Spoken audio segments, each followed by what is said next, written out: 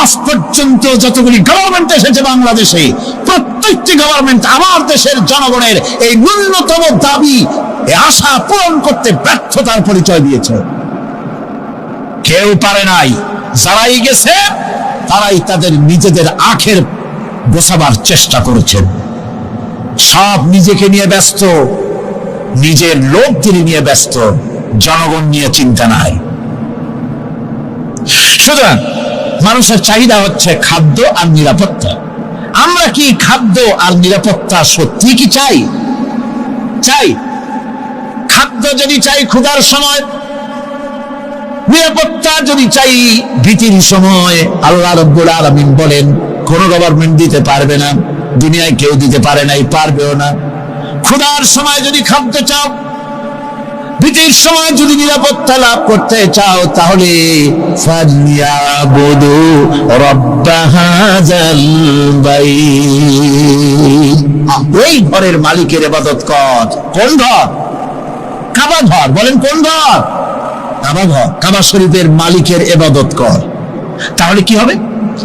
আল্লাযী আত'আমাহুম মিন জু'ইন ওয়া আমানাহুম মিন খাউফ। এই ঘরের মালিকের ইবাদত যদি করো, তাহলে ক্ষুধার সময় তিনি তোমাদেরকে খেতে দিবেন, আর ভীতির সময় তিনি তোমাদের নিরাপত্তা দান করবেন। এ ওয়াদা কার? চিল্লায় বলেন ওয়াদা কার? আল্লাহ পাকের ওয়াদা বিশ্বাস হলো না, এমনই পোড়া কপালের মুসলমান। নির্বাচন যখন আসলো, সলিমউদ্দিন সাহেব আসতেন মঞ্চের উপরে, পরিচয় করানো হচ্ছে। এত আপনারা যার বক্তৃতা শোনার জন্য বিপ্লবের রৌদ্রে কষ্ট করতেছিলেন, এখন সেই সংগ্রামী জননায়ক, বিপ্লবী সন্তান, তিনি এখন আপনাদের সামনে বক্তব্য রাখবেন। উনি দাঁড়ায় বললেন, ভাইয়ার আমার, বোনের আমার, আমি এবার বোতল মার্কা বাক্স নিয়ে দাঁড়াইছি, আমারে সকলে মিলে ভোট দেন। এবার যদি ক্ষমতায় যেতে পারি, না খাইয়া কেউ মরবেন না, কিন্তু কি খাইয়ে মরবে তাও কয় না। মানুষেরা এই কথাগুলি বিশ্বাস করলার সমানে ভোট দিল। হায় রে কপাল! আল্লাহ বললেন, আমার ইবাদত কর, আমার গোলামি কর জীবনের সব জায়গায়, তাহলে ক্ষুধার সময় খাইতে পারবি আর ভীতির সময় নিরাপত্তা পাবি। আল্লাহর কথাটা বিশ্বাস হইল না। এই নামাজ পড়ার মুসলমানের দাম আছে, কম দাম আছে? এ রোজা খাওয়ার দাম আছে? এ মুসলমান দাবি করে দাম আছে? আল্লাহ রাব্বুল আলামিন তিনি পরিষ্কার করে বলছেন, এই ঘরের মালিকের ইবাদত করো, তিনি ক্ষুধার সময় খেতে দিবেন, আর তিনি তোমাদেরকে ভীতির সময় নিরাপত্তা দান করবেন। চাউলের অভাব হবে না, পাটের অভাব হবে না, খাদ্যের অভাব হবে না, কারণ দুটি জিনিস যদি তোমরা করতে পারো, খাবারের অভাব হবে না। ওয়ালাউ আন্না আহলাল কুরা আমানু ওয়াত্তাকাউ লাফাতাহনা আলাইহিম বারাকাতিন মিনাস সামাই ওয়াল আরদ। দেশের লোকেরা, জনপদের লোকেরা যদি দুইটা কাজ করে, এক নম্বরে হলো আমার উপরে ঈমান আনবে, দুই নম্বরে হলো আমাকে ভয় করার নীতি অবলম্বন করে যদি চলে, তাহলে ওই দেশের মানুষের জন্য আকাশ আর জমিনের সব বরকতের দরজা আমি আল্লাহ খুলে দেব। আল্লাহ ওয়াদা। আল্লাহ পাকের নিকট মানুষের সবচাইতে বড় দাবি কি? আল্লাহর কাছে মানুষের সবচাইতে বড় দাবি কি করতে পারেন? আল্লাহ পাকের কাছে মানুষের শ্রেষ্ঠ দাবিটা আল্লাহ নিজেই শিখাই দিয়েছেন। আমার কাছে দাবি কর, ইহদিনাস সিরাতাল মুস্তাকিম। আয় আল্লাহ, একটা সোজা, একটা সরল রাস্তা আমারে দাও, একটা সহজ পথ আমারে দাও। এই কথা সূরা ফাতিহা দাবি করার পর আল্লাহ রাব্বুল আলামিন এই অভিনন্দনের জবাবে, 7টা বাক্যের অভিনন্দনের জবাবে আল্লাহ রাব্বুল আলামিন 30 পারা কোরআন শরীফ নাজিল করে দিলেন। সূরা ফাতিহার এই সওয়ালের জবাবে আল্লাহ পাক বললেন, ওয়া আনি'বুদুনি হাদা সিরাতুন মুস্তাকিম। সোজা রাস্তা চাও, আমার গোলামি করো, ইবাদত করো। সব জায়গায় ইবাদত, গোলামি করাই লাগবে। আমার কাছে সোজা রাস্তা চাও, সোজা রাস্তা হলো আমার গোলামি করা। কার গোলামি? বেহেশতে যেতে চান? আমি আস্তে গেলাম বলে আপনারাও আস্তে জবাব দিলেন। বেহেশতে যেতে চান? সুবহানাল্লাহ। এমন কোন মানুষ আছে নাকি যে বেহেশতে যেতে চায় না, মদ খোর যাইতে চায়? সবাই, আমরা সবাই বেহেশতের আশা করি, ঠিক কিনা? আল্লাহ রাব্বুল আলামিন বলেন, বেহেশতে যদি যেতে চাও তাহলেও ইবাদত করা লাগবে, ইবাদত ছাড়া জান্নাতে যাওয়া যাবে না। ফাদখুলি ফি ইবাদি ওয়াদখুলি জান্নাতি। সর্বপ্রথম আমার বান্দার মধ্যে দাখিল হয়ে যা, আমার গোলামীর মধ্যে দাখিল হওয়া, আমার গোলাম হয়, এরপরে আমার জান্নাতে চলে যা। সর্বশেষ যে ব্যক্তি জাহান্নাম থেকে মুক্তি লাভ করবে তাকে আল্লাহ পাক বলবেন, ফেরেশতাদেরকে বলবেন, ও আমার ফেরেশতারা, আমার এই বান্দাকে জান্নাত এবং জাহান্নামের মাঝখানে রেখে দাও। জান্নাত এবং জাহান্নামের মাঝখানে লোকটি যখন থাকার জায়গা পাবে, সে জান্নাতের দিকে তাকায়া দেখবে আর কাঁদতে থাকবে। আল্লাহ পাক জিজ্ঞেস করবেন, বান্দারে, যুগের পর যুগ ধরে জাহান্নামে কেঁদেছো, আমি রব্বুল আলামিন জাহান্নাম মাফ করে দিয়া জান্নাত জাহান্নামের মাঝখানে রেখে দিয়েছি, আযাব থেকে তো বেঁচে গেছো, এখন কান্দো কেন? লোকটি বলবে, রব্বুল আলামিন, কান্দি এই কারণে, জাহান্নাম থেকে মাফ করেছো, তোমার শুকরিয়া আদায় করি। জান্নাত তো আমার কপালে নাই, কিসমতে নাই, কিন্তু জান্নাত আমি এখান থেকে দেখতে পাচ্ছি, জান্নাতের সুঘ্রাণ আমার নাকে আসতেছে, কপালে নাই যাওয়ার। আমি কাঁদি এই জন্য, তুমি যদি মেহেরবানি করে আমাকে জান্নাতের দরজার কাছে একটু দাঁড় করায় দিতা, প্রাণ ভরে তোমার জান্নাতের দৃশ্যটা একটু দেখতা। আল্লাহ পাক তার আরজি পূরণ করবেন, বলবেন, যাও। ফেরেশতাদের বলবেন, এর জান্নাতের দরজার কাছে দাঁড় করায় দাও। জান্নাতের দরজার কাছে দাঁড়িয়ে লোকটি আবার কান্না শুরু করবে। আল্লাহ পাক প্রশ্ন করবেন, এবার কান্দো কেন?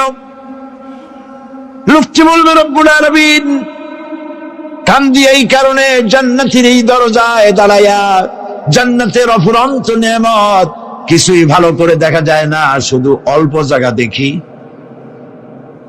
যদি তুমি আমারে দয়া করে জান্নাতের মাঝখানে দাঁড় করায় দিতা, চতুর্দিকে তাকায়া তাকায়া দেখা কলিজারে ঠান্ডা বানাইতাম। তবে আমি ওয়াদা করি, জান্নাতের কোন নাজ নেয়ামত, কোন ফল আমি খাবো না, ধরবো না, সইব না। একটুখানি মেহেরবানি করে মাঝখানে দাঁড় করায় দাও, জান্নারে ঠান্ডা করি। আল্লাহ রাব্বুল আলামিন ফেরেশতাদের বলবেন, আমার এই বান্দারে জান্নাতের মাঝখানে দাঁড় করায় দে। আল্লাহর নবী বলেন, জান্নাতের মাঝখানে দাঁড়িয়ে লোকটি আগের চাইতে আরো জোরে চিৎকার মেরে কাঁদতে থাকবে। আল্লাহ পাক বলবেন, বান্দারে, কি হলো তোর?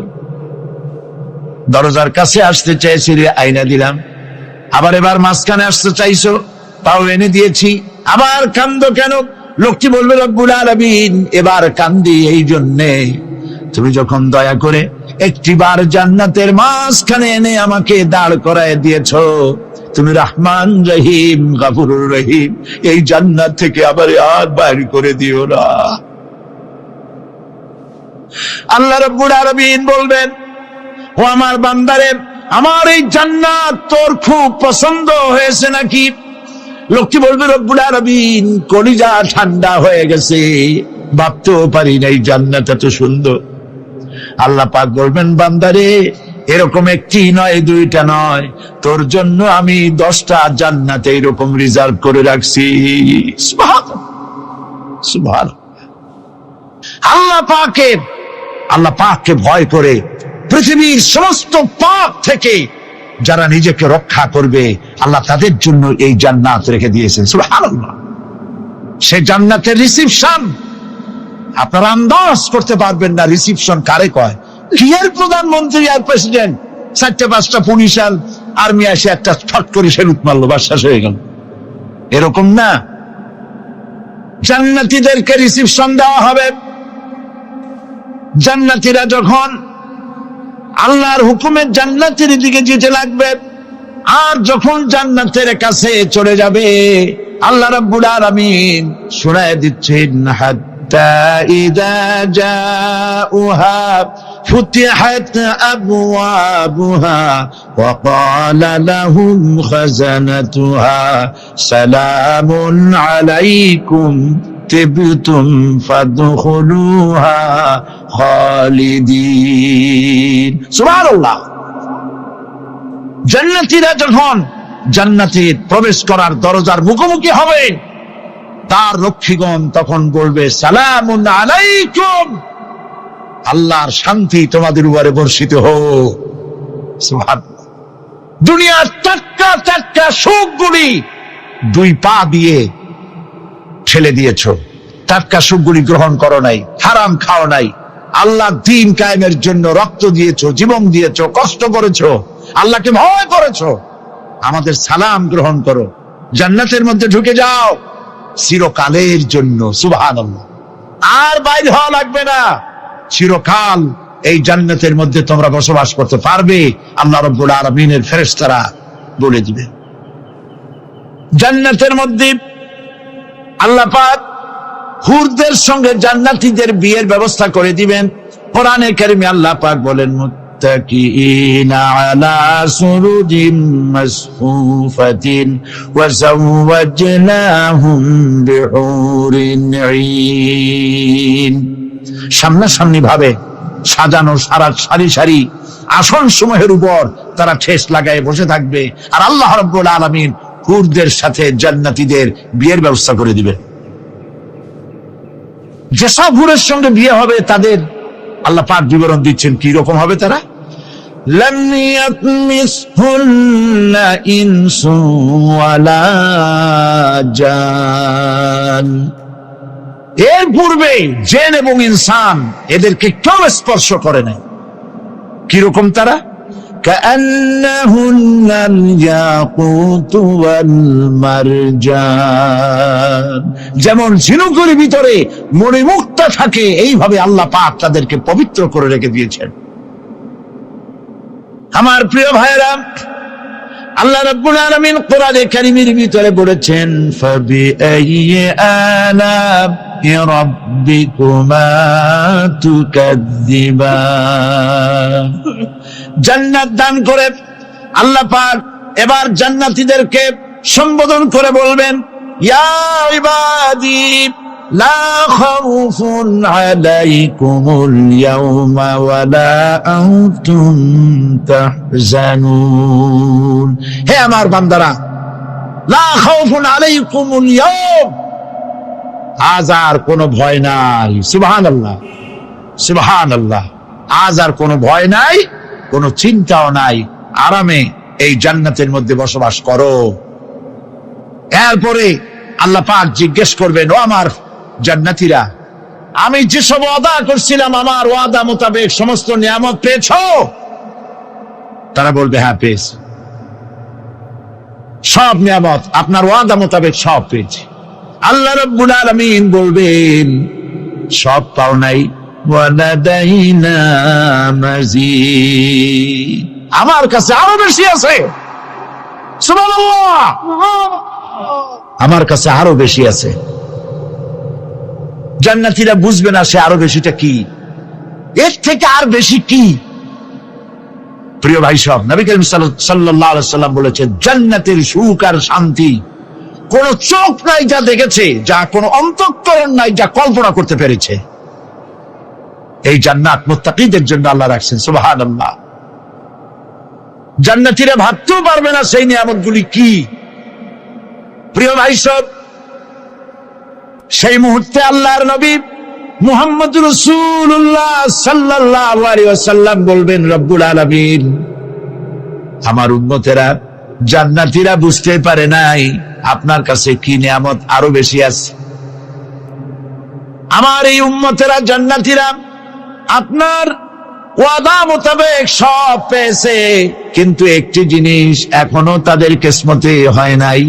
সে জিনিসটা হলো যারা তার রবকে না দেখে শুধু কোরআন আর হাদিসের কথা শুনে আরবের ঘুম হারাম করে তাহাজ্জুদের নামাজ আদায় করেছিল, চোখের পানি ফেলেছিল, যারা জান্নাত দেখে নাই, জাহান্নাম দেখে নাই, আপনাকে ভয় করে যারা জীবন পরিচালনা করেছিল, যারা আপনাকে দেখে নাই, না দেখে শুধু কোরআন হাদিস বিশ্বাস করে যারা অকাতরে নিজেদের জীবন বিলায় দিয়েছিল, এই জান্নাতীরা এখন পর্যন্ত তার রবকে দেখতে পারে নাই।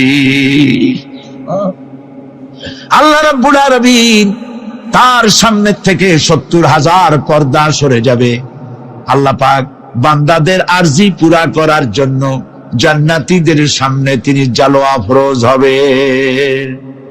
কোরআন শরীফের ভিতর আল্লাহ পাক বলে, জান্নাতীরা তারা আল্লাহর দিকে, জান্নাতীরা তার রবের দিকে তাকিয়ে থাকবে, আর রব তার বান্দাদের দিকে তাকাইয়া থাকবে। প্রাণ ভরে জান্নাতীরা রবকে দেখবে, সুবহানাল্লাহ, আল্লাহ পাককে দেখবে। প্রাণ খুলে আজ দোয়া করি রব্বুল আলামিন, জান্নাতের যেই পরিবেশে, যেই জায়গায় তুমি দয়া করে তোমার গোলামদেরকে তুমি নিজেই দর্শন দিবে, দেখা দিবে। মনিব গো, ও আমাদের রব, আজ এই বিশাল জনসমুদ্র নিয়ে তোমার দরবারে আবেগ ভরা কণ্ঠে বলি, যেই অনুষ্ঠানটি তুমি এমন মুবারক অনুষ্ঠান করবে যেখানে তুমি জান্নাতীদেরকে দেখা দিবে, ওই জান্নাতের কোন একটি, ওই অনুষ্ঠানের কোন একটি কোনায় কানায় আমাদেরকেও দাঁড় করাইয়া দেখান তো।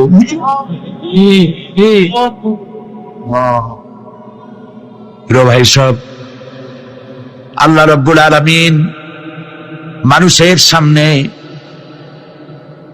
এত সব নিয়ামত রেখেছেন, এই জান্নাত দান করবেন। এরপরে আল্লাহ রাব্বুল আলামিন কোরআনে কারীমের মধ্যে বলেছেন, রব্বিস সামাওয়াতি ওয়াল আরদি ওয়া মা বাইনাহুমার রাহমানি লা ইয়ামলিকুনা মিনহু খিতাবা। এসব পুরস্কার রয়েছে তোমাদের সেই রবের পক্ষ থেকে যিনি আকাশ আর জমিনের মালিক। সুবহানাল্লাহ বলবেন না? যার সামনে কথা বলার ক্ষমতা কারো হবে না। এটি একটি মারাত্মক কথা। কিয়ামতের দিন আল্লাহর দরবারে কেউ কথা বলতে পারবে না আল্লাহর নির্দেশ ছাড়া। একটি আকীদা পরিষ্কার করে নিয়ে যান আপনাদের, সে আকীদাটা এভাবে পরিষ্কার করুন, কোন পীর সাহেব, কোন খাজা বাবা, কোন মাওলানা, কোন মুহাদ্দিস, কোন বুজুর্গ আপনাকে সুপারিশ করতে পারবে না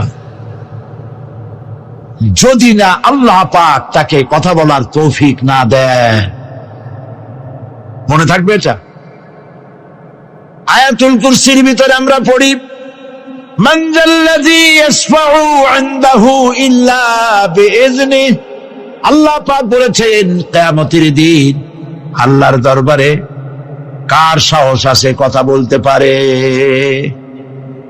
মান যাল্লাযী ইয়াশফাউ ইনদাহু ইল্লা বিইজনিহি, আল্লাহর ওয়ার্ডার ছাড়া, হুকুম ছাড়া আল্লাহর সামনে কথা বলার সেদিন কেউ থাকবে না। সুবহানাল্লাহ, কেউ কথা বলতে পারবে না।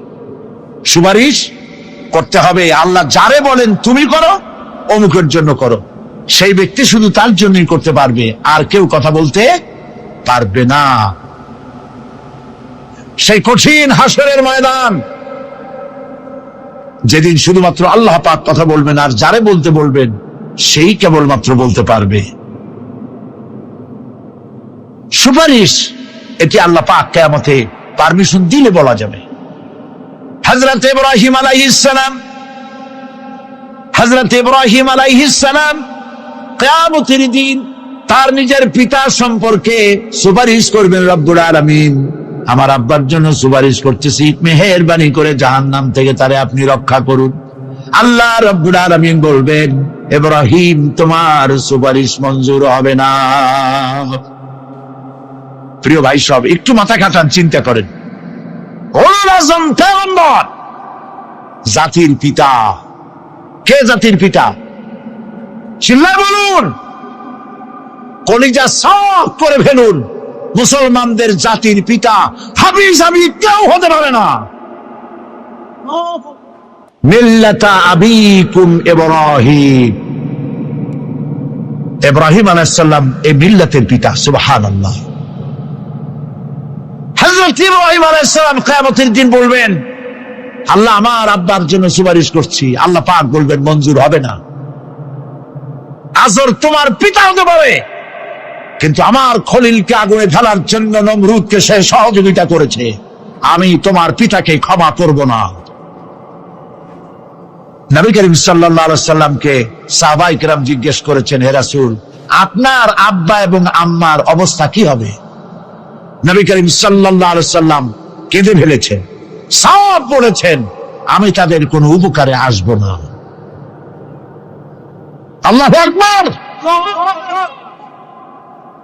আপনি মনে করছেন নাকি যে ইয়া নবী সালাম আলাইকা বলি অমনি নবীর সুপারিশ পাবেন? এত সহজ। কতগুলা রসগোল্লা খাইলেন আর বড় একটা মিছিল করলেন, আর অমনি চলে যাবেন? পৃথিবীর সব মানুষ, সাহাবায়ে কেরাম বাদ দেন, পৃথিবীর সমস্ত মানুষ একত্রিত হয়ে আবু তালেব রাসূলুল্লাহকে যে ভালোবেসেছেন, ওর 1000 ভাগের 1 ভাগও সারা দুনিয়ার মানুষ রাসূলুল্লাহকেই ভালোবাসতে পারবে? পারবে? নিজের ছেলে আলীকে, আলী রাদিয়াল্লাহু তাআলা আনহুকে আলাদা বিছানায় শোয়াইয়া, ছোট্ট মানুষ হযরত আলী আলাদা জায়গায় রাখিয়া মুহাম্মদুর রাসূলুল্লাহ সাল্লাল্লাহু আলাইহি ওয়াসাল্লাম এতিম মানুষ তারে কলিজার সাথে বুকের মধ্যে আশ্রয় দিয়ে আগলে রেখেছেন বুক করে। সেই আবু তালেব মৃত্যুর সময় নবী করিম সাল্লাল্লাহু আলাইহি ওয়াসাল্লাম বলেছিলেন, চাচা একটিবার আমার কানে তাওহীদের কালেমা শোনায় দেন। আবু তালেব, তার কিসমতে ছিল না কালেমা। মরে যাওয়ার পর একজন সাহাবী বলেছিলেন, ইয়া রাসূলুল্লাহ, মৃত্যুর সময় আবু তালেবের মুখ আমি নড়তে দেখেছি, তিনি কালেমা পড়েছেন সম্ভবত। রাসূলুল্লাহ সাফ বলেছেন, আমি শুনি নাই। এত ভালোবাসার পরও হাদিস শরীফে এসেছে আবু তালেব জাহান্নামে যাবে। কোথায় যাবে? জাহান্নামে। সবচাইতে কম আযাব হবে কার? আবু তালেবের। কম আযাবটা কি? হাদিস শরীফে এসেছে কম আযাব হলো জাহান্নামের আগুন দিয়ে 1 জোড়া জুতা তৈরি করে আবু তালেবের পায়ে পরিয়ে দেওয়া হবে। সেই জাহান্নামের আগুনের তৈরি করা জুতার তাপে আবু তালেবের মাথার ঘিলুগুলো টকবক করে বউ পড়তে লাগবে। এত ভালোবেসে যদি কিয়ামতে উপায় না হয়, আপনি ইয়া নবী সালাম আলাইকা, ইয়া রাসূল সালাম আলাইকা, আর কতগুলো জিলাপি খাইলেন, বড় একটা মিছিল করলেন। প্রিয় ভাই সব, এইসব বেদাত ছাড়ুন, এগুলি সুস্পষ্ট বিদআত। রাসূলুল্লাহকে ভালোবাসবেন, সাহাবীরা যেভাবে ভালোবেসেছেন ওইভাবে ভালোবাসবেন। আল্লাহ রাব্বুল আলামিন বলেন, যালিকাল ইয়াউমুল হক ফামান শাআ আত্তাখাযা ইলা রাব্বিহি মাআবা। এই দিনটি অবশ্যই আসবে, সেদিনটি নিশ্চিতভাবে আসবে। আর এখন যার ইচ্ছা সে তার রবের দিকে অগ্রসর হোক। ইন্না আনজারনাকুম আযাবান করিবান ইয়াওমা ইয়ানজুরুল মার'উ মা কদ্দামাত ইয়াদাহু ওয়া ইয়াকুলুল কাফিরু ইয়া লাইতানি কুনতু তুরাবা। ইন্না আনজারনাকুম আযাবান করিবা, খুব নিকটবর্তী একটি আযাব সম্পর্কে আমি তোমাদেরকে সতর্ক করে দিলাম। কে বলতেছে? আল্লাহ পাক। লক্ষ্য করুন আল্লাহ কি বলছেন, খুব নিকটবর্তী একটি কঠিন শাস্তি, আযাব অর্থাৎ কিয়ামত, এ সম্পর্কে আমি তোমাদেরকে সতর্ক করে দিলাম। ইয়াউমা ইয়ানজুরুল মার'উ মা কদ্দামাত ইয়াদা, সেদিন প্রত্যেকটি লোক যা সে পাঠিয়ে দিয়েছিল এখানে, অর্থাৎ যা করেছিল সেগুলি সে দেখতে পাবে। আর তখন ওয়ায়াকুলুল কাফিরু ইয়া লাইতানি কুনতু তুরাবা, সেই কিয়ামতের ময়দানে অবস্থা দেখে কাফেরেরা বলবে, আহারে মানুষ না হইয়া যদি মাটি হইয়া যেতাম, যদি মাটি হতাম, যদি মানুষ না হয়ে না জন্মতাম, আজ এই হাসরের ময়দানে এইখানে এই বিচারের মুখোমুখি হতাম না, মাটি হইলে বরং অনেক ভালো হতো। এই পৃথিবীতে আমরা এসেছি, চলে যাব, যাওয়ার আগে এই কোরআন একটি বিশাল জনগোষ্ঠী এমন বানাতে চেয়েছে যে জনগোষ্ঠী এই কোরআন দিয়ে একটি বিশাল সমাজ গড়বে, রাষ্ট্র গড়বে, এমন রাষ্ট্র গড়বে যেই রাষ্ট্রে দুঃখ থাকবে না, অশান্তি থাকবে না, যেখানে সুখ থাকবে, সমৃদ্ধি থাকবে, আর কিয়ামতের দিন আল্লাহর জান্নাতে তারা চলে যাবে। কেমন একটি সমাজকে আমরা চাই? সবাই বলেন, সেরকম একটি সমাজকে আমরা চাই।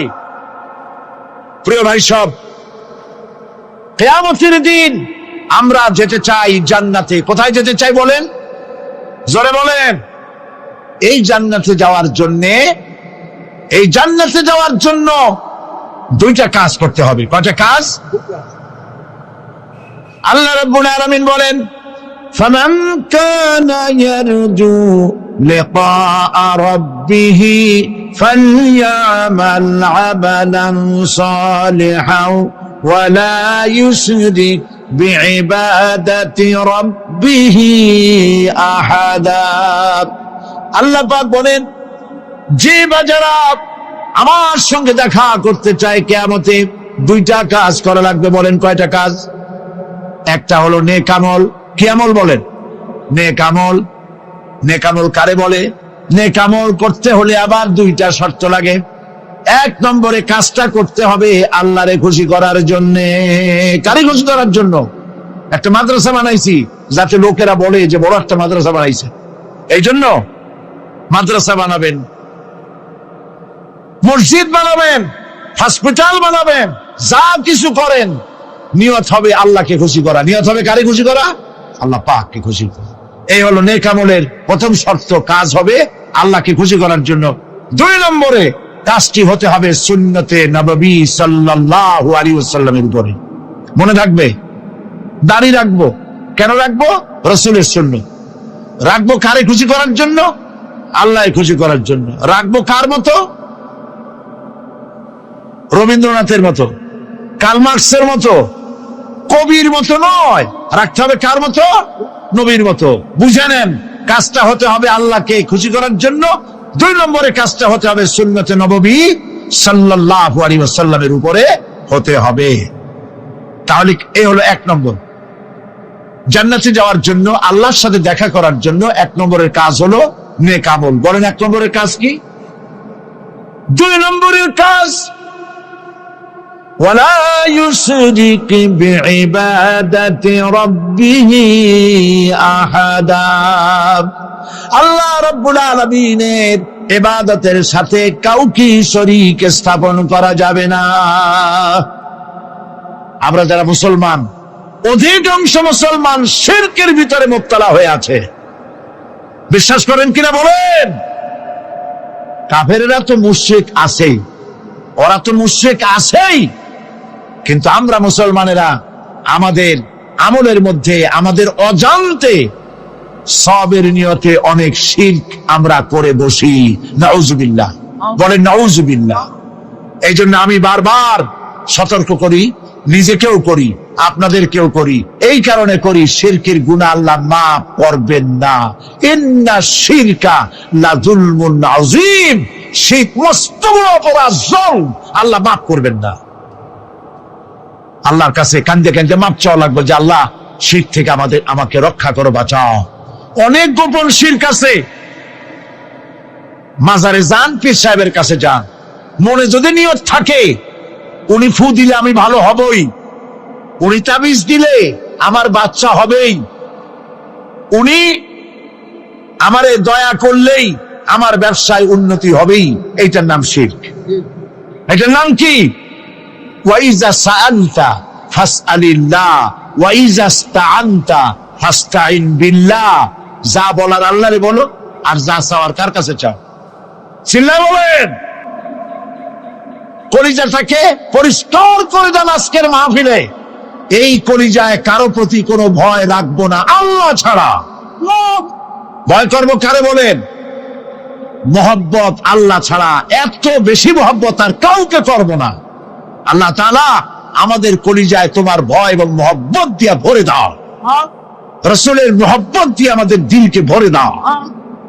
বিশ্বাস করুন ভাই সাহেব, কোরআন শরীফ আমার সামনে, বিশ্বাস করুন, দেশি পীর বিদেশি পীর, খাজা বাবা দেশে এবং বিদেশে, কেউ আপনার ভাগ্য বদলাই দিতে পারবে না।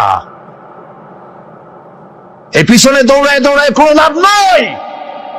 এতক্ষণ মসজিদের ভেতরে বসে আল্লাহর কাছে কাঁদেন। ওয়াকালা রাব্বুকুম উদউনি আস্তাজিব লাকুম। তোমার রব বলেছে আমারে ডাকো, আমি ডাকের সাড়া দিয়ে দেব। সুবহানাল্লাহ। আর আল্লাহ বলেছেন আমার ইবাদতের সাথে কাউকে শরীক করবে না। ক্ষমতা আলাইসাল্লাহু বিকাফিন আব্দা। আল্লাহ প্রশ্ন করছেন আলাইসাল্লাহু বিকাফিন আব্দা, আমি কি আমার বান্দার জন্য যথেষ্ট নই? চিল্লায় বলুন অবশ্যই যথেষ্ট। আবার বলেন অবশ্যই যথেষ্ট। কলিজা সাফ করে ফেলেন। সম্রাট শাহজাহান, দিল্লির সম্রাট, হাবিজাবি সম্রাট না, দিল্লির সম্রাট, এখন কোথায়? কবরে। কবি বলতেছেন শাহনে জাহাं को जिन्हें फक्र से देते थे बाज, शाहने जहां को जिन्हें फक्र से देते थे बाज, वाज कब्र में है सूरह अलहम्दु की मोहताज। সারা ভারতবর্ষ যারা ট্যাক্স দিয়ে নিজেকে সৌভাগ্যবান বলে মনে করত, সে আজ কবরের মধ্যে ভিক্ষুকের মতো সূরা আলহামদুর মতো একটি সূরার মুহতাজ হয়ে ভিক্ষুকের মতো শুয়ে আছে। সম্রাট শাহজাহান মসজিদে বসে আছে, এক ফকির ঘুরতেছে। লোকেরা কয় ছোটবেলা থেকেই তোমারে খয়রাত করতে দেখলাম, ভিক্ষা কি জীবনেও যাবে না তোমার? লোকটি বলছে আমি ভিক্ষা করবো ছাড়া আমার উপায়টা কি?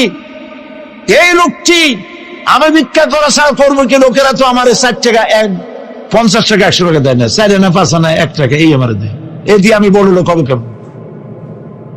লোকটি বলছে আচ্ছা দেখো, তুমি তো জায়গা মতো যাইতে পারো নাই, বাদশার কাছে যাও, এমন দেওয়া দেবে জীবনে আর খয়রাত করা লাগবে না। তো বাদশার কাছে কি খয়রাতি যাইতে পারে কোনোদিন? হ্যাঁ এখন পারবা। কেমনে? সম্রাট শাহজাহান এখন একা একা মসজিদে আছেন। তখনকার এসব বাদশারা অনেকে নামাজি ছিলেন, দিনদার ছিলেন। ফকির দরজার কাছে দাঁড়াইয়া দেখতে পাচ্ছে কেউ নাই, দেহরক্ষীরা দূরে দূরে দাঁড়ানো। বাদশাহ মসজিদের ভেতরে বসে হাত তুলে ঝুলতেছে আর কাঁদতেছে, চোখের পানি দিয়া দাঁড়িয়ে ভিজে ভিজে পড়ছে। এই দৃশ্য অনেকক্ষণ দেখলো ফকির। কিছুক্ষণ পর সম্রাট শাহজাহান মসজিদ থেকে বেরিয়ে আসছে। ফকির বলছে আসসালামু আলাইকুম হুজুর। তিনি বললেন ওয়ালাইকুম আসসালাম, চলে গেল। বাদশা বলল আমার কাছে তো কেউ আইসা কিছু না চাইয়া তো যায় না, এরা দেখলাম খয়রাতির মতো কিছু চাইলো না, বেটা ভয় করলো নাকি? আমি আজকে আসো। আসছে। ভয় পাইছো? কয় না ভয় পাইনি। তো কিছু যে চাইলে না? ফকির বলছে জাহাপানা সত্যিই কিছু চাইতে আসছিলাম, তারপর চাইলে না কেন? ফকির বলছে জাহাপানা সারা জীবন ভিক্ষা করেছি, আর আজ দিল্লির সম্রাটের কাছে বেশি পাওয়ার লোভে এসেছি না, কিন্তু আপনার দশা দেখা আমার জ্ঞানের চোখ খুলে গেছে। আমি লক্ষ্য করে দেখলাম আমি সম্রাটের কাছে চাইতে এসেছি, হাত তুলি নাই, বিনয় প্রকাশ করি নাই, চোখের পানি ফেলি নাই, কিন্তু লক্ষ্য করে দেখলাম দিল্লির সম্রাট আমার চাইতেও বড় ভিক্ষুকের মতো। আবার কোন সম্রাটের কাছে হাত তুলে কান্দে?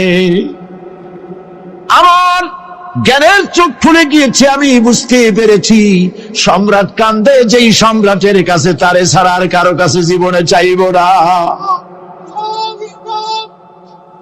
এই কথাই সূরা ফাতিহায় প্রত্যেকদিন পড়ি, বুঝি না কি পড়ি। ইয়াকা না'বুদু ওয়া ইয়াকা নাস্তাঈন।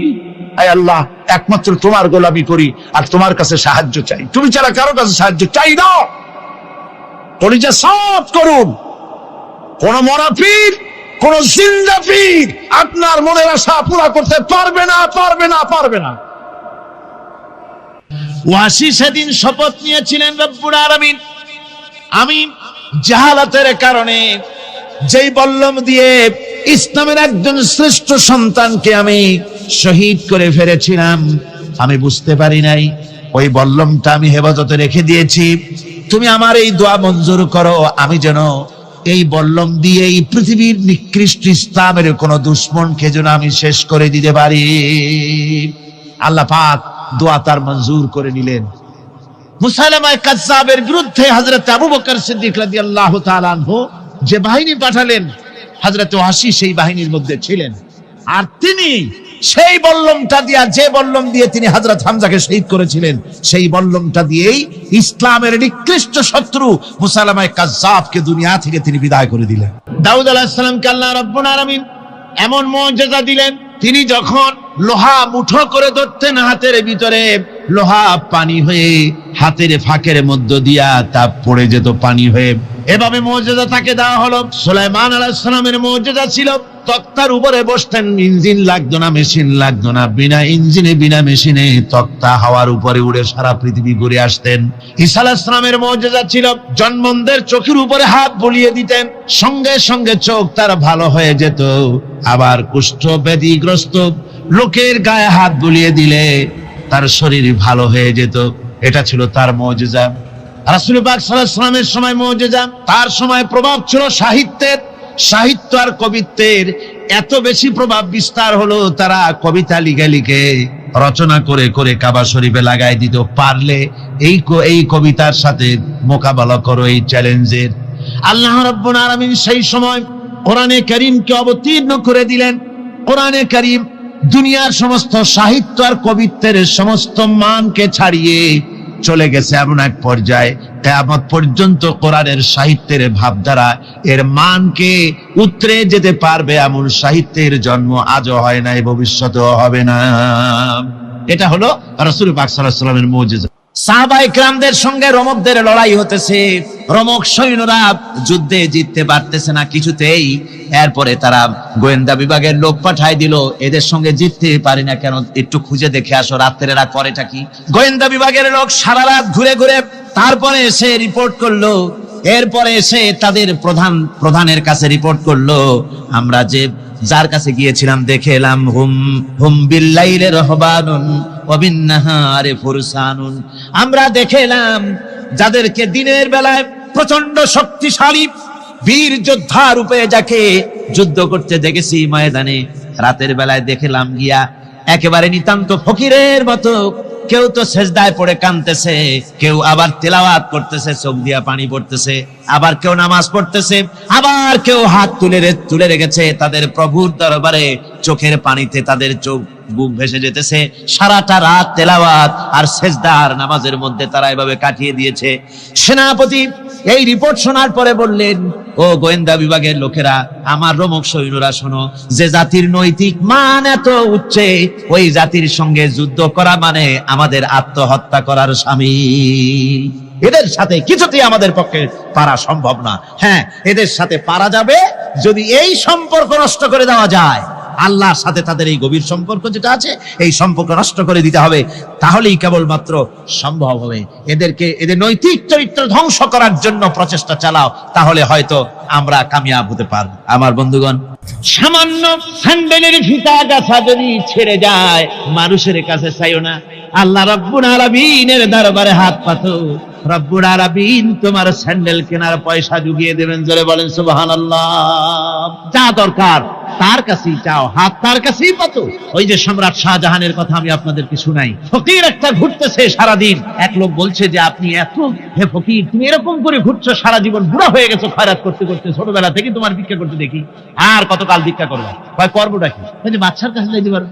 বাচ্চার কাছে গেলে এমন ভাবে দিবে, অনেক দিবে, নিয়ে কুলাইতে পারবা, তোমার আর জীবনে ভিক্ষা করা লাগবে। ফকির চলে গিয়েছে, কোথায় পাবো বাচ্চারে?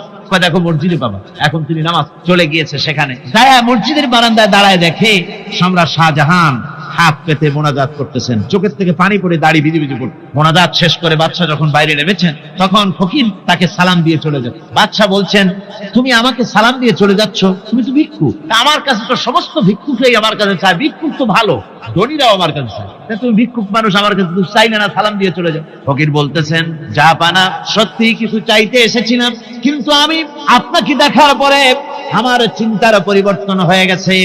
আমি তাকিয়ে তাকিয়ে দেখলাম মসজিদের ভেতরে আমি চাইতে এসেছি দিল্লির সম্রাট শাহজাহানের কাছে। যেই সম্রাট, দিল্লির সম্রাট যার কাছে আমি চাইতে এসেছি, আমি তো দাঁড়ায় আছি, কান্দি না, কিন্তু আমি দেখতেছি যার কাছে আমি চাইতে এসেছি তিনি যেন আবার কোন সম্রাটের কাছে আমার চাইতেও দারুণ ভিক্ষুকের মতো হয়ে চোখের পানি ফেলে ভিক্ষা চাইতেছে।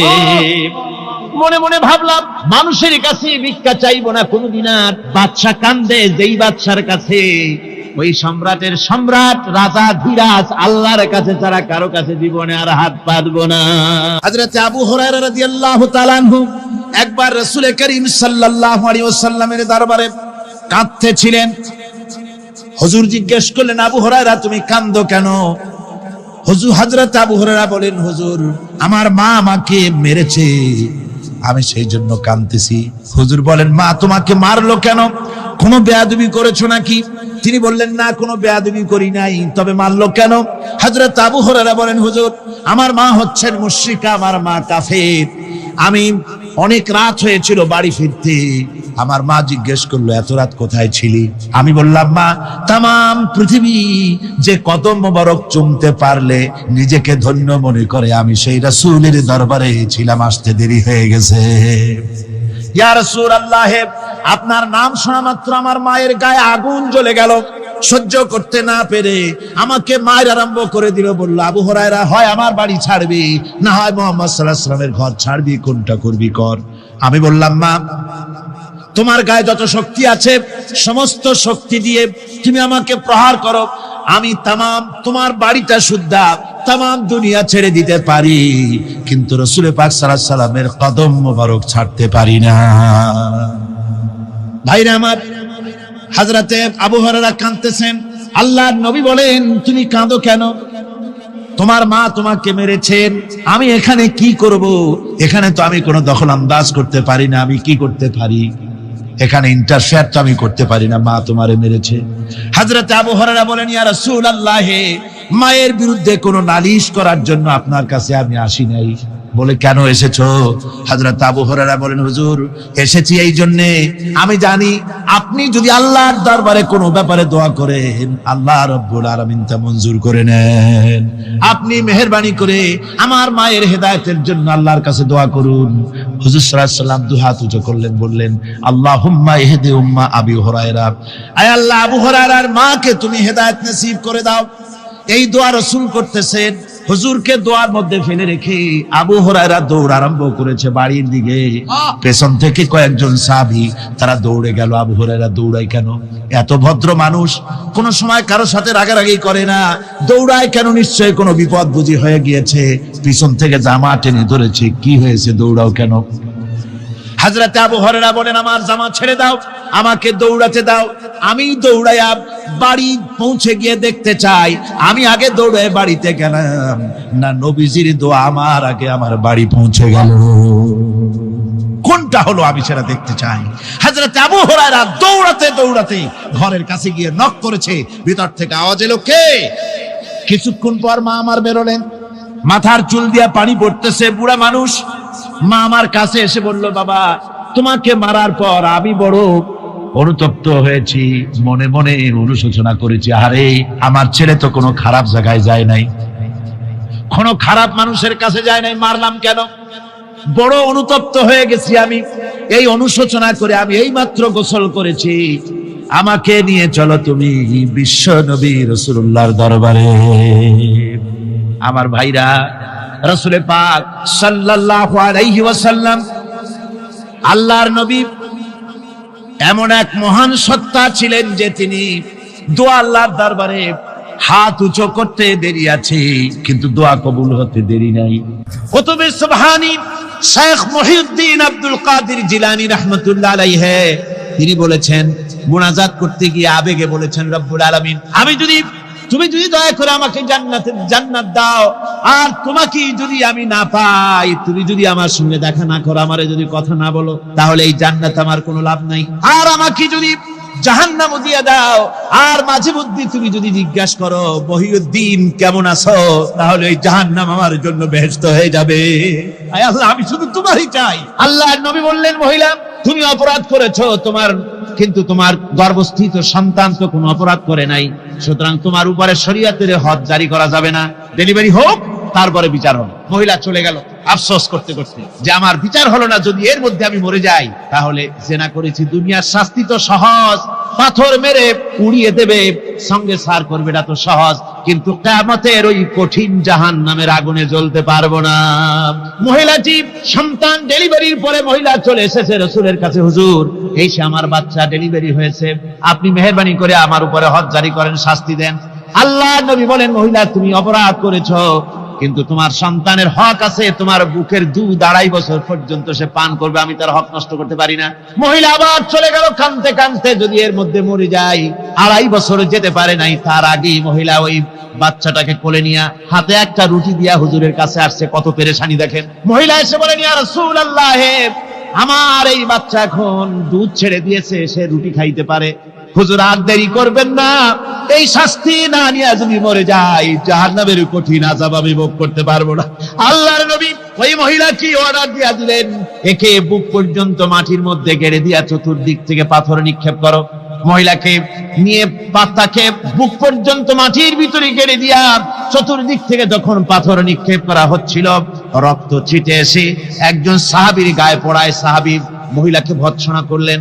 আল্লাহর নবী বললেন শুনতে পেরে, নবীজি বললেন, ও সাহাবী ভৎসনা করো না, বরং এই মহিলার তওবা আল্লাহ রাব্বুল আলামিন এমন ভাবে কবুল করেছেন, যদি সে তওবা দুনিয়ার সব মানুষকে ভাগ করে দেওয়া যায়, তাহলে সমানভাবে ভাগ করে দেওয়া যাবে। একটা রমজান মাস আল্লাহ দিলেন।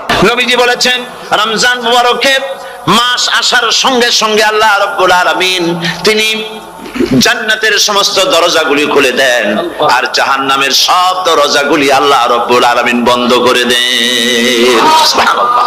আর শয়তানকে শৃঙ্খল দিয়ে বেঁধে ফেলা হয়, শিকল দিয়ে শয়তানরা বাঁধা হয়ে যায়।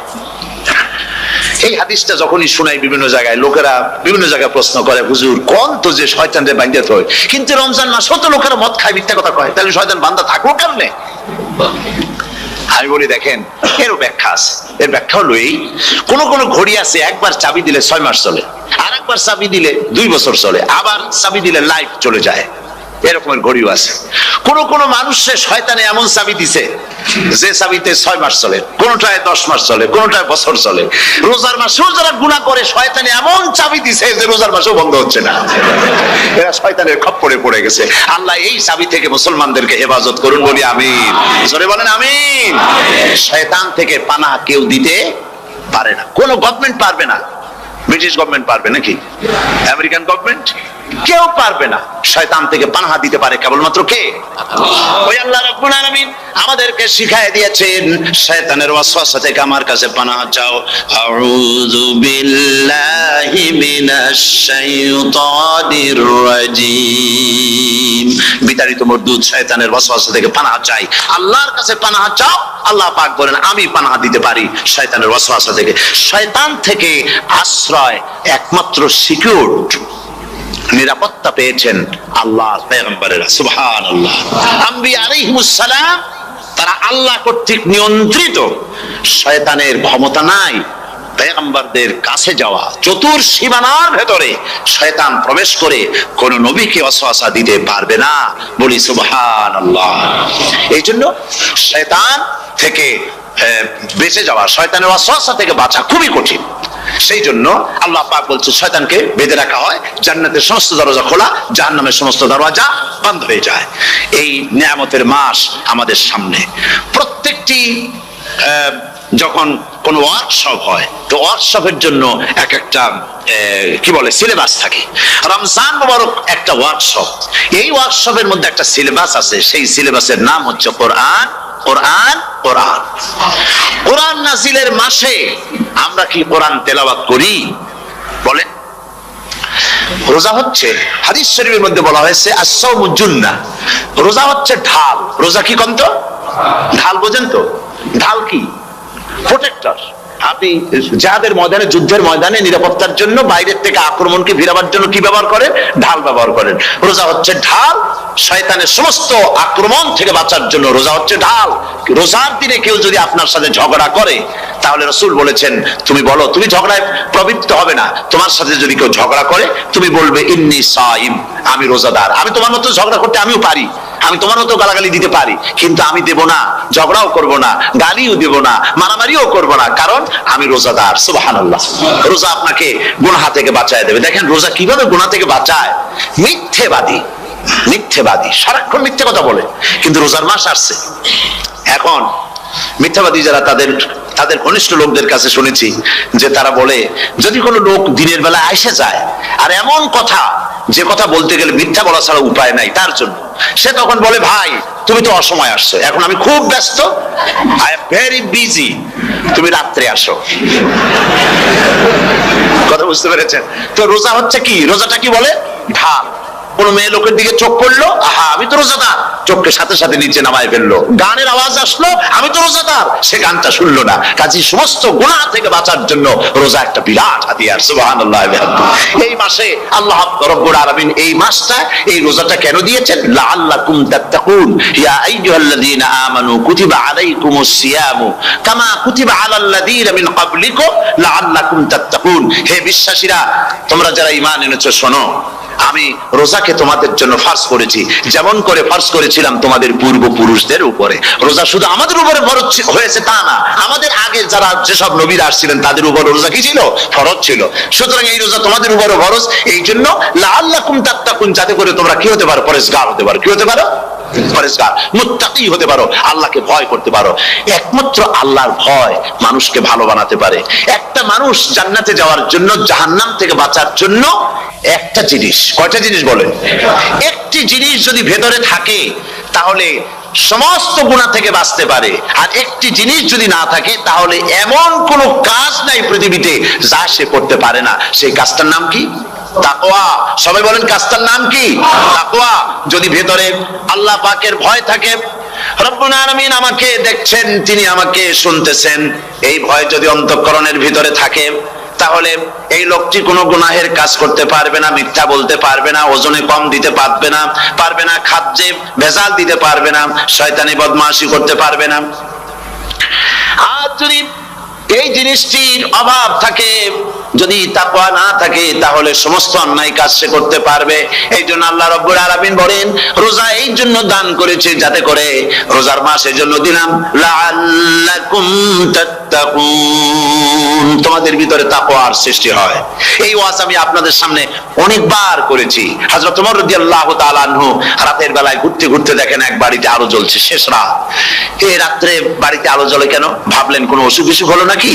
তো উনি কাছে গেছেন, গিয়ে কান পেতে শুনতেছেন।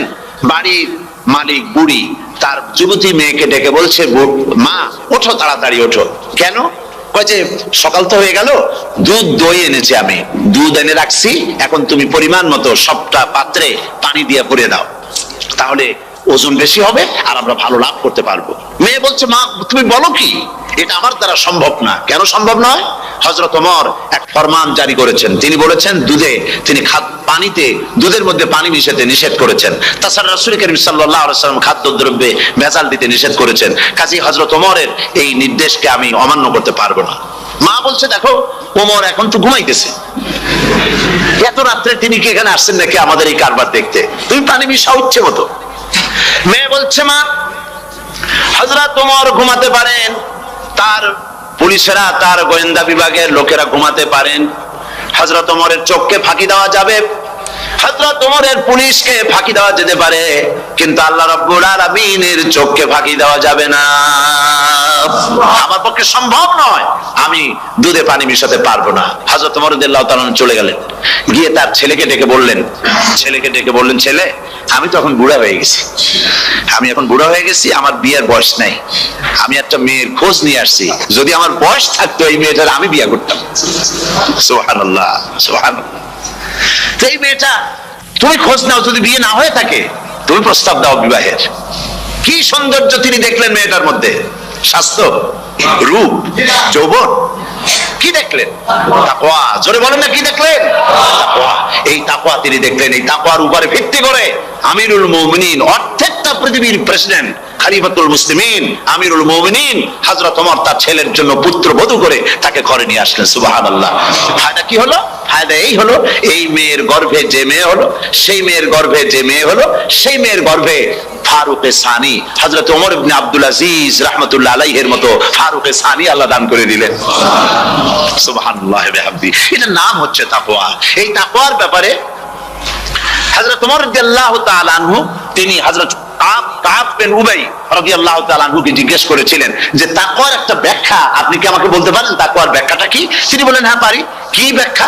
তিনি বলেন যে দেখুন, তাকওয়ার ব্যাখ্যা হচ্ছে এই যে সংকীর্ণ একটি রাস্তা, সরু ন্যারো একটা রোড, এই ন্যারো রোডের দুই দিকে আছে কাঁটাযুক্ত লতা পাতা। এই কাঁটাযুক্ত লতা পাতার মধ্য দিয়ে এই সরু রাস্তা দিয়ে আপনি যখন যাবেন তো কিভাবে যাবেন? হযরত ওমর বললেন, আমার জামা কাপড় এইভাবে খুব আটো করে আমরা যাব, যাতে করে গায়ের চামড়াও না ছেড়ে আমার জামাও যাতে না ছিঁড়ে যায়। হযরত কাব বিন উবাই রাদিয়াল্লাহু তাআলা আনহু বলছেন, এটার নামই হচ্ছে তাকওয়া। এটার নাম কি? তাকওয়া। এটার নাম হচ্ছে তাকওয়া। দুনিয়ার অসংখ্য পাপের ভেতর থেকে আপনি চলে যাবেন, পাপ যেন আপনাকে স্পর্শ করতে না পারে। এটার নাম তাকওয়া। বাইন মাছ নিশ্চয়ই খেয়েছেন আপনারা, না লন্ডনে পাওয়া যায় না? পাওয়া যায়। এই বাইন মাছ যারা খেয়েছেন আপনারা, আমি জানি না আপনারা জানেন কিনা, বাইন মাছ কোথায় থাকে? পানিতে থাকে না কাদায় থাকে? মাশাআল্লাহ, বাইন মাছ থাকে কাদার মধ্যে। কিন্তু এই বাইন মাছ যারা ধরেছে তাদের মুখে শুনেছি আমি যে বাইন মাছ থাকে কাদায়, ওকে যখন ধরে টেনে বের করা হয় কাদার মধ্যে থেকে, এক ফোঁটা কাদা ওর গায়ে নাই। এই কলুষিত সমাজ, পাপে ভরপুর, গ্রেট ব্রিটেন, আমেরিকা, পাশ্চাত্য, আমাদের দেশ, সর্বত্র পাপ আর পাপ। এই পাপের মধ্যে বাইন মাছ শুধু খাইয়েন না, ওর কাছ থেকে শিক্ষাও গ্রহণ করেন। ও যেমন কাদার মধ্যে থাকে, কাদা ওর গায়ে লাগে না, আপনিও এই সমাজের মধ্যে আপনি আপনার কাজ চালিয়ে যান, পাপ যেন আপনাকে স্পর্শ না করে। আল্লাহ যেন পাপের থেকে আমাদের বাঁচান। আমরা বলি আমিন, সবাই বলেন আমিন। এটার নাম হচ্ছে তাকওয়া। আর তাকওয়া লম্বা জামায় তাকওয়া হয় না, লম্বা দাড়িতে তাকওয়া হয় না, পাগড়ি একটা বানলেই তাকওয়া হয় না। রাসূলুল্লাহ সাল্লাল্লাহু আলাইহি ওয়াসাল্লাম বলেছেন তাকওয়া হা হুনা, হা হুনা, হা হুনা, তিনবার বলেছেন, বুকের দিকে দেখায় বলেছেন তাকওয়া হা হুনা। তাকওয়া হচ্ছে এখানে। এর অর্থ এই নয় যে আমি দাড়িকে আমি ছোট করে দেখছি, জামাকে ছোট করে দেখছি, তা নয়। কিন্তু বলছি যে তাকওয়াটা হচ্ছে অন্তরের ভেতরে।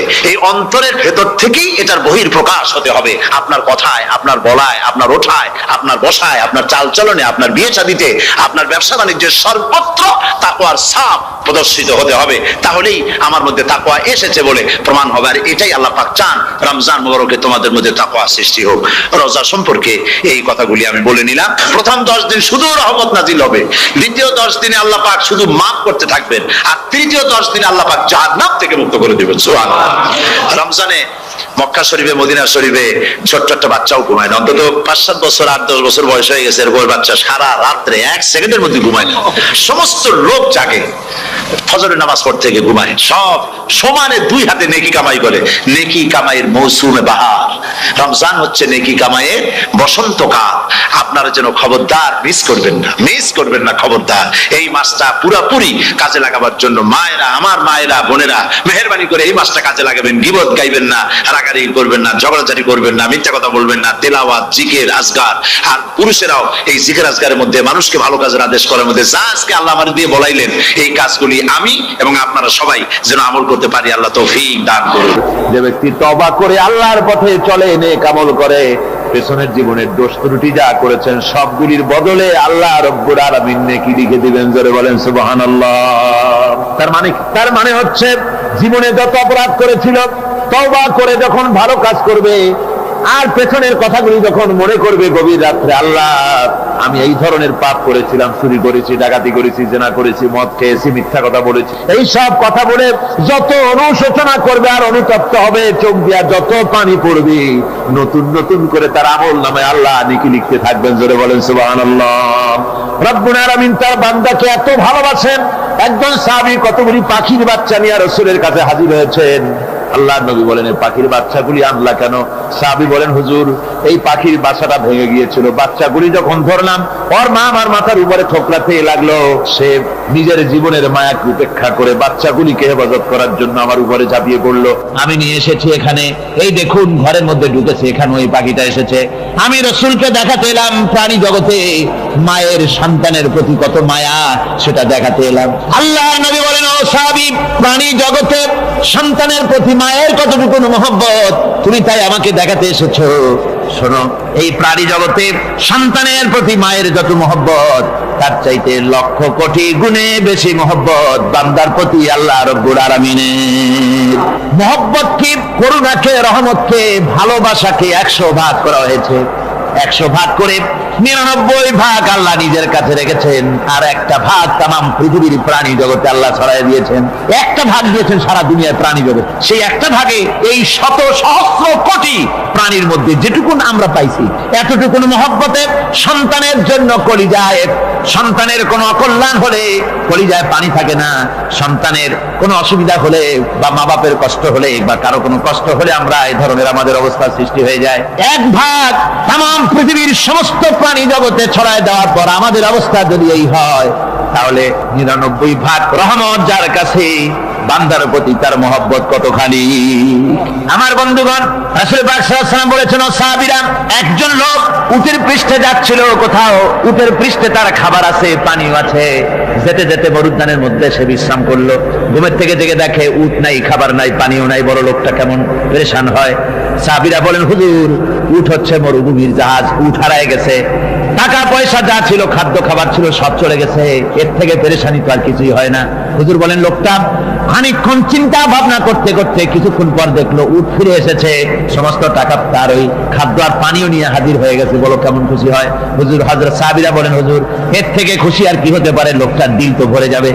আল্লাহর নবী বলেন, ও সাহাবীরা, কোন বান্দা যদি আল্লাহর থেকে নাফরমান হয়ে যায়, নামাজ ছেড়ে দেয়, জিনা ব্যভিচার বদমাশি নাফরমানিতে যদি যখন লিপ্ত হয়ে যায়, উঠারা ব্যক্তি উট পাওয়ার জন্য যেমন পেরেশানি বোধ করে, আল্লাহ রাব্বুল আলামিন তার ওই নাফরমান বান্দার জন্য, আল্লাহ রাব্বুল আলামিন ফিরে আসার জন্য আল্লাহ রাব্বুল আলামিন চান। বান্দা যখন, নাফরমান বান্দা নিজের গুনাহ বুঝতে পেরে যখন সেজদায় পড়ে গিয়া কান্দে, রব্বুল আলামিন আমার গুনাহ মাফ করে দাও, এইভাবে যখন কাঁদতে থাকে, রব্বুল আলামিন, আল্লাহর হাবিব বলেন, উঠারা ব্যক্তি উঠ পেরে পড়ে, ওই ব্যক্তি যত খুশি হন। কোন নাফরমান বান্দা যখন সেজদায় পড়ে যায়, আল্লাহ রাব্বুল আলামিন এর চাইতে লক্ষ কোটি গুণে বেশি খুশি হয়ে যান। আল্লাহ পাক হচ্ছেন রহমান রহিম, গাফুরুর রহিম। পৃথিবীতে এমন কে আছে, আপনি আমাকে বলেন, এমন কে আছে অপরাধ করবে না আর সে বলবে আয় তোরে মাফ করে দেই? বলেন, এরকম আছে নাকি? কেউ বলেন আছে?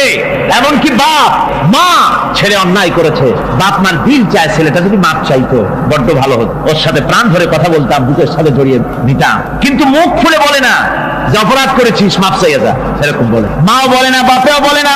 কিন্তু একমাত্র মহান সত্য রব্বুল আলামিন, বান্দা যখন গুনাহ করে, আল্লাহ ডাকে, বান্দারে গুনাহ করেছিস, ফিরে আয়, আমি তোরে মাফ করে দেব। গুনাহ করেছিস, ফিরে আয়। জিনা করেছিস, ফিরে আয়। মদ খেয়েছিস, ফিরে আয়। মানুষ হত্যা করেছিস, ফিরে আয়। কুফরি করেছিস, ফিরে আয়। আগুন পূজা করেছিস, ফিরে আয়। মাটি পূজা করেছিস, সূর্য পূজা করেছিস, যা করেছিস না কেন, ফিরে আয়, আমাকে ডাক দে, আমি তোর জিন্দেগির গুনাহ আমি আল্লাহ মাফ করে দেব।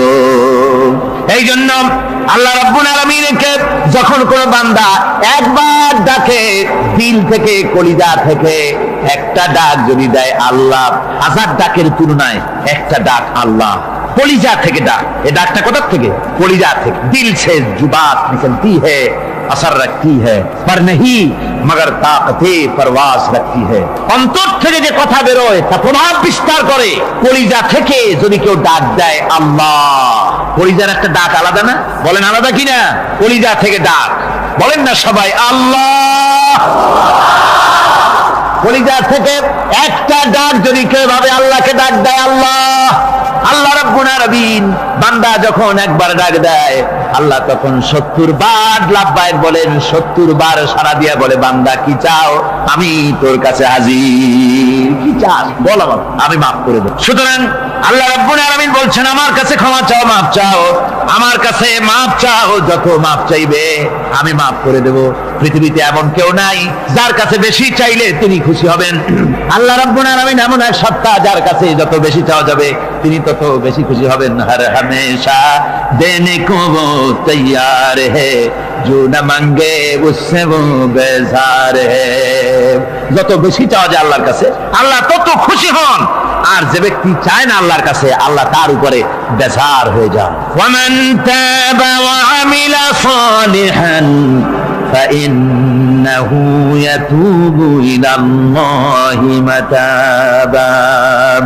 আর যারা তওবা করে নেক আমল করে তার আল্লাহর দিকে ফিরে আসে, যেমনটি তার আশা উচিত তেমন ভাবে সে আল্লাহর কাছে ফিরে আসে, তার মানে হলো তওবা মাফ, তওবা কবুল করার জন্য, গুনাহ মাফ করার জন্য পৃথিবীতে কেউ নাই।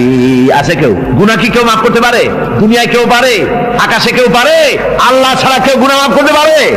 যদি মানুষ তওবা করে, রব্বুল আলামিন বলেন সে এমন ভাবে তওবা করে আল্লাহর কাছে ফিরে এসেছে যেখানেই তার আসা উচিত, এই জায়গা ছাড়া আর তার কোনো যাওয়ার জায়গা নাই। সুতরাং সে জায়গা মতো এসেছে, অনুতপ্ত এবং অনুশোচনা করেছে। আল্লাহ পাক এ ধরনের অনুতপ্তকারী, অনুশোচনাকারীকে রব্বুল আলামিন ক্ষমা করে দিয়ে থাকেন। ওয়াল্লাযীনা লা ইয়াশহাদুনা আয-যুর ওয়া ইযা মাররু বিল-লাগবি মাররু কিরামা। আর যারা মিথ্যার সাক্ষ্য হয় না, রহমানের বান্দা তারা যারা মিথ্যার সাক্ষ্য হয় না, এটা হচ্ছে ষষ্ঠ বৈশিষ্ট্য। আর তারা কোনো অনর্থক, কোনো নিরর্থক কোনো কাজ যদি দেখে, ঘটনা দেখে, সেখান থেকে তারা শরীফ মানুষের মতো, একেবারে নিতান্ত ভদ্র মানুষের মতো সেখান থেকে কেটে পড়ে। গান বাজনা হচ্ছে, নাটক হচ্ছে, অশ্লীলতা হচ্ছে, গালাগালি হচ্ছে, অনর্থক কোনো কাজ হচ্ছে, নিরর্থক কোনো অনুষ্ঠান কিছু একটা হচ্ছে, ওখান থেকে একটা ভদ্রলোকের মতো, যেমন কোন দুর্গন্ধময় জায়গা থেকে মানুষ যখন যায় নাকে রুমাল দিয়ে আস্তে করে সেখান থেকে পাশ কেটে চলে যায়, ঠিক কিনা? ঠিক ওইভাবে করে আল্লাহ পাক বলছেন আমার মুমিন বান্দারা এই ধরনের কোন অনর্থক, নিরর্থক যে কাজের মধ্যে কোনো পরকাল নাই, আল্লাহ নাই, দুনিয়ার মানুষের স্বার্থ নাই, দেশের স্বার্থ নাই, রাষ্ট্রের স্বার্থ নাই, জনগণের স্বার্থ নাই, এই ধরনের সমস্ত গাল গপ্প, নাটক, উপহাস, এই ধরনের মজা, এই ধরনের অনুষ্ঠান যখন দেখে আমার মুমিন বান্দারা সেখানে দাঁড়ায় না, ময়লার কাছ থেকে নাকে রুমাল দিয়ে মানুষ যেমন চলে যায়, এই লোকটিও তখন অত্যন্ত ভদ্রের মতো আস্তে করে পাশ কেটে বেরিয়ে যায়। ওয়াল্লাযীনা ইযা যুক্কিরু বিআয়াতি রাব্বিহিম লাম ইয়াখিরু আলাইহা সাম্মান ওয়া উমিয়ানা। আর আমার বান্দাদের 7 নম্বরের, রহমানের বান্দা, খাঁটি বান্দা যারা, তাদের 7 নম্বরের বৈশিষ্ট্য হচ্ছে যে ওই সমস্ত বান্দারা তাদের কাছে যখন আমার আয়াতকে শোনানো হয়, আমার কোরআন তেলাওয়াত করে আমার আয়াত করে যখন নসিহত শোনানো হয়, তখন তারা বোবার মতো, বদিনের মতো বসে থাকে না। বুঝতে পেরেছেন? রহমানের খাঁটি বান্দা যারা, তাদের কাছে কোরআনের কথা ওয়াজ করে যখন শোনানো হয়, আল্লাহর কালাম যখন শোনানো হয়, আয়াত পড়ে পড়ে যখন নসিহত শোনানো হয়, লাম ইয়াখিরু আলাইহা সুম্মান ওয়া উমিয়ানা, তখন ওই ব্যক্তি অন্ধ এবং বধিরের মতো চুপ করে বসে থাকে না, বরং আমল করা শুরু করে দেয়। জোরে বলেন সুবহানাল্লাহ। যখন সে জানলো যে এগুলি হলো আল্লাহর দুইটি কাজ, এগুলি আল্লাহর কাজ, আল্লাহ রাসূলের কাজ, তখন তা পালন করা শুরু করে দেয়। এই 5 দিন ধরে কোরআনের যে কথাগুলি হলো, এই কথাগুলি শোনার পর আপনারা কি বসে থাকবেন? বসে থাকবেন? যারা বসে থাকবে এইগুলি শোনার পরে আল্লাহ তাদেরকে বলেছেন এরা হলো অন্ধ, এরা হলো বধির, এরা হলো বোবা। আমরা আল্লাহর এই যে কথা, আমরা কি অন্ধ আর বধির আর বোবা হবো নাকি? আমরা হবো না? আমরা অন্ধ নয়, বধির নয়, বোবা নই, বরং আল্লাহ যা বলেছেন, যা শুনলাম সামি'না ওয়া আতানা, এই 5 দিন ধরে যা শুনলাম আল্লাহর কথা, কার কথা শুনলাম? আর সমস্ত কথা আমরা আমল করবো। জোরে কোন আমিন। আল্লাহ যেন কবুল করেন। জোরে কোন আমিন। আমল করা কি? বসে না থাকা কি? বসে না থাকা হচ্ছে যা শুনলাম, আল্লাহর যা ফরজ, যা হুকুম, তা মানবো। আল্লাহ যা নিষেধ করেছেন তার থেকে ফিরে থাকবো, এটাই হলো কাজ। এরপরে রব্বুল আলামিন বলেন ওয়াল্লাযীনা ইয়াকুলুনা রাব্বানা হাব লানা মিন আজওয়াজিনা ওয়া যুররিয়্যাতিনা কুররাতা আয়ুন ওয়াজআলনা লিল লিলমুত্তাকিনা ইমামা। রহমানের বান্দা 8ম নম্বর এবং শেষ নাম্বার হচ্ছে এটা বৈশিষ্ট্য এই যে তারা রহমানের যারা খাঁটি বান্দা, আল্লাহর যারা খাঁটি বান্দা, তারা রব্বুল আলামিনের কাছে মুনাজাত করে, আমার রব, আয় আমার আল্লাহ, হাবলানা মিন আজওয়াজিনা ওয়া যুররিয়াতিনা, আমাদের এবং আমাদের স্ত্রীদের আর আমাদের সন্তানদেরকে তুমি দয়া করে আমাদের চক্ষুর শীতলতা বানায় দাও। জোরে বলেন আমিন। ওয়াজআলনা লিল মুত্তাকিনা ইমামা, আর আমার এই সন্তানদেরকে তুমি মুত্তাকিদের ইমাম বানায় দাও। শুধু মুত্তাকি বানায়ও না, মুত্তাকিদের নেতা বানায় দাও। জোরে বলেন সুবহানাল্লাহ। এই সূরাটা এইটা তখনকার কথা যখন এই মুমিনদের মক্কি সূরা তো এটা, যখন মক্কা শরীফে দেখা গেল যে মুসলমানেরা যিনি ইসলাম কবুল করেছেন তার বাপ কাফের, যিনি ইসলাম কবুল করেছেন কারো বাপ কাফের, কারো মা কাফের, কারো সন্তান কাফের, কারো মেয়ে কাফের, কারো জামাই কাফের, সব প্রিয়জনেরা কুফরি হালতে আছে। আর এগুলি দেখে তাদের চক্ষুর মধ্যে কাটা বিঁধতেছিল, চক্ষু জর্জরিত হয়ে যাচ্ছিল। নিজের সন্তানের চেহারা যত ভালো হোক, সন্তান যতই শিক্ষা দীক্ষা থেকে যতই উন্নত আর ভালো হোক না কেন, সে যদি জাহান্নামের দিকে অগ্রসর হতে থাকে, কোন নেককার ইমানদার পিতার মনে তার সান্ত্বনার কারণ হতে পারে না। সে তখন আল্লাহর দরবারে, আল্লাহ পাক বলেন ওই মুমিন বান্দারা আমার কাছে দোয়া করে যে রব্বুল আলামিন আমার সন্তানদেরকে, আমার স্ত্রীদেরকে আমার চোখের শীতলতা বানাও, তাদের আমল আখলাক কেমন বানাও যাতে আমাদের চক্ষু ঠান্ডা হয়ে যায়। জোরে বলেন আমিন, জোরে বলেন আমিন। সন্তানদের জন্য আল্লাহর কাছে দোয়া করতে হবে। আপনারা দেখেন চোখের সামনে দেখতে পাচ্ছেন সন্তান সিনেমায় যাচ্ছে, সন্তান নামাজ পড়ে না, সন্তান রোজা রাখে না, সন্তান মানুষের তৈরি করা মতাদর্শের পেছনে স্লোগান দিচ্ছে, দৌড়াচ্ছে, আর আপনি পিতা হয়ে তাকে ঠেকাচ্ছেন না। ওই ছেলে তো জাহান্নামে যাচ্ছে, আপনার দরদ হওয়া উচিত, ওই ছেলেকে ফিরানো দরকার আর আল্লাহর কাছে দোয়া করা দরকার। আমার বন্ধুগণ, দোয়া আল্লাহ নিজেই শিখাই দিচ্ছেন, দোয়া করো। পড়েন আমার সাথে, রব্বানা হাব লানা মিন আজওয়াজিনা ওয়া যুররিয়াতিনা কুররাতা আয়ুন ওয়াজআলনা লিল মুত্তাকিনা ইমামা। أولئك يجزون الغرفة بما صبروا ويلقون فيها تحية وسلاما। আল্লাহ পাক বলেন এই সব লোকদের জন্য তারা যে সবর করেছিল, সেই সবরের কারণে আমি তাদের উত্তম জাযা দান করব। আর তাদের জন্য ফেরেশতারা চতুর্দিক থেকে ফেরেশতারা তাদের জন্য সম্বোধন করবে, তাদেরকে সম্বর্ধনা দিবে, ফেরেশতারা তাদের সম্বর্ধনা দিবে।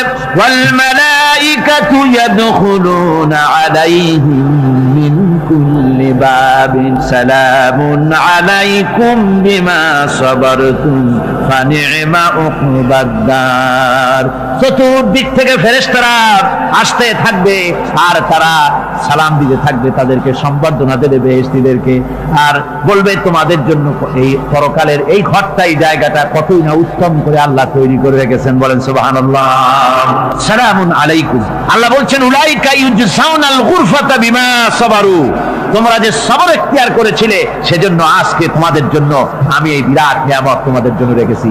দিনকে চালু করতে গেলে, ইসলামী আন্দোলন করতে গেলে বিপদ আসে, আর সেই বিপদে সবর এখতিয়ার করতে হয়। কত ভয় আসে, লোভ আসে, কত কিছু আসে, এগুলিকে উপেক্ষা করে যারা ইসলামী আন্দোলনের জন্য নফসের খাহেশকে, আরামকে হারাম করে দিয়ে আন্দোলনে যারা ঝাঁপিয়ে করতে পারে, তাদের জন্য আল্লাহ পাক এই সমস্ত নিয়ামত রেখে দিয়েছেন। কুল মা ইয়াবাউ বিকুম রাব্বি লাউলা দুআউকুম ফাকাদ কাযাবতুম ফাসাউফা ইয়াকুনু লিজামা। ও নবী, আপনি এদেরকে বলেন, আপনি এই লোকগুলিকে বলেন যে তোমাদের ব্যাপারে আল্লাহর কি প্রয়োজন পড়েছে যদি তোমরা আল্লাহকে নাই ডাকো, আল্লাহর কাছে যদি দোয়া না করো, যদি হাত না পাতো, আল্লাহ কি যদি না ডাকো, তাহলে তোমাদের যদি আল্লাহর দরকার, ফাকাদ কাযাবতুম, তোমরা তো অস্বীকার করে চলছো। ফাসাউফা ইয়াকুনু লিজামা, খুব তাড়াতাড়ি করে তোমরা বুঝতে পারবে, এমন অবস্থা, এমন আযাব আসবে যে তখন তোমাদের প্রাণ বাঁচানোই দায় হয়ে পড়বে। আমার বন্ধুগণ, একটা মানুষের সাথে আর মানুষের সৃষ্টি আর পাথরও সৃষ্টি, পাথরও একটা মাখলুক, মানুষও মাখলুক। পাথরের সাথে মানুষের পার্থক্য কোথায়? পাথর আল্লাহর দরবারে হাত তুলতে পারে না, আল্লাহকে ডাকতে পারে না, মোনাজাত করতে পারে না। মানুষ ডাকতে পারে, হাত তুলতে পারে, তার হাত দেওয়া আছে। মানুষ হয়ে যদি আল্লাহর দরবারে হাত তুলতে না পারলেন, চোখের পানি যদি না ফেলতে পারলেন, আল্লাহ পাক বলছেন, ও নবী বলে দেন, আপনি বলুন তোমাদের দিয়ে কি প্রয়োজন আল্লাহর? লাউলা দুআউকুম, তোমরা যদি সেই আল্লাহকে যদি না ডাকো, যদি তার কাছে হাত না তোলো, তাহলে তোমাদের দিয়ে আল্লাহর দরকারটা কি? তোমাদেরকে রব্বুল আলামিন তৃণখণ্ডের মতো উড়িয়ে দিবেন, কোন মর্যাদা থাকবে না আল্লাহর কাছে। সুতরাং মর্যাদা পেতে হলে আল্লাহকে ডাকতে হবে, আল্লাহর কাছে চাইতে হবে। এভাবে করে আল্লাহ পাক তার বান্দাদেরকে নির্দেশ করছেন। আমার বন্ধুগণ, এই মোট 8টি বৈশিষ্ট্য ইসলামের আপনার মোমেন বান্দাদের জন্য, রহমানের খাঁটি বান্দাদের জন্য এই 8টি বৈশিষ্ট্য আল্লাহ পাক দান করেছেন। এই 8টি বৈশিষ্ট্য যেন আল্লাহ পাক আমাদের মধ্যে দান করে দেন। জোরে বলেন আমিন, আরো জোরে বলেন আমিন। 8টি বৈশিষ্ট্যের জন্য আল্লাহ পাক বেহেশত রেখেছেন। 8টি বেহেশত কয়টি? এই 8টি বেহেশতের দরওয়াজা আল্লাহ যেন আমাদের জন্য কিয়ামতে খুলে দেন। জোরে কোন আমিন। আমার ভাইরা, আল্লাহ রাব্বুল আলামিন এই কোরআন যে নাজিল করেছিলেন, এই কোরআন দিয়ে এই ধরনের নৈতিক গুণে গুণান্বিত একটা জনসমষ্টি তৈরি করেছিলেন আল্লাহর হাবিব জনাব মুহাম্মদ রাসূলুল্লাহ সাল্লাল্লাহু আলাইহি ওয়াসাল্লাম। আর সেই জনসমষ্টি দিয়ে রাসূল পাক সাল্লাল্লাহু আলাইহি ওয়াসাল্লাম একটি ইসলামী কল্যাণমূলক রাষ্ট্র তৈরি করেছিলেন। রাসূলুল্লাহ কি করেছিলেন? একটা রাষ্ট্র। এই যা বললাম, এই 5 দিন ধরে যা বললাম, এই সব গুণাবলী দিয়ে, এই সব বৈশিষ্ট্য দিয়ে রাসূলুল্লাহ একটা জনগোষ্ঠী তৈরি করেছিলেন। সেই জনগোষ্ঠী নিয়ে মক্কি জিন্দেগি থেকে রাসূলুল্লাহ মদিনায় আসলেন। আর মদিনায় এসে রাসূলুল্লাহ এখন রাষ্ট্রপ্রধান হয়ে গেলেন। কি হয়ে গেলেন? রাষ্ট্রপ্রধান, প্রেসিডেন্ট হয়ে গেলেন। রাসূলুল্লাহ আজকে প্রেসিডেন্ট, রাষ্ট্র হলো। আর কোরআন দিলেন সংবিধান হিসাবে, শাসনতন্ত্র হিসাবে।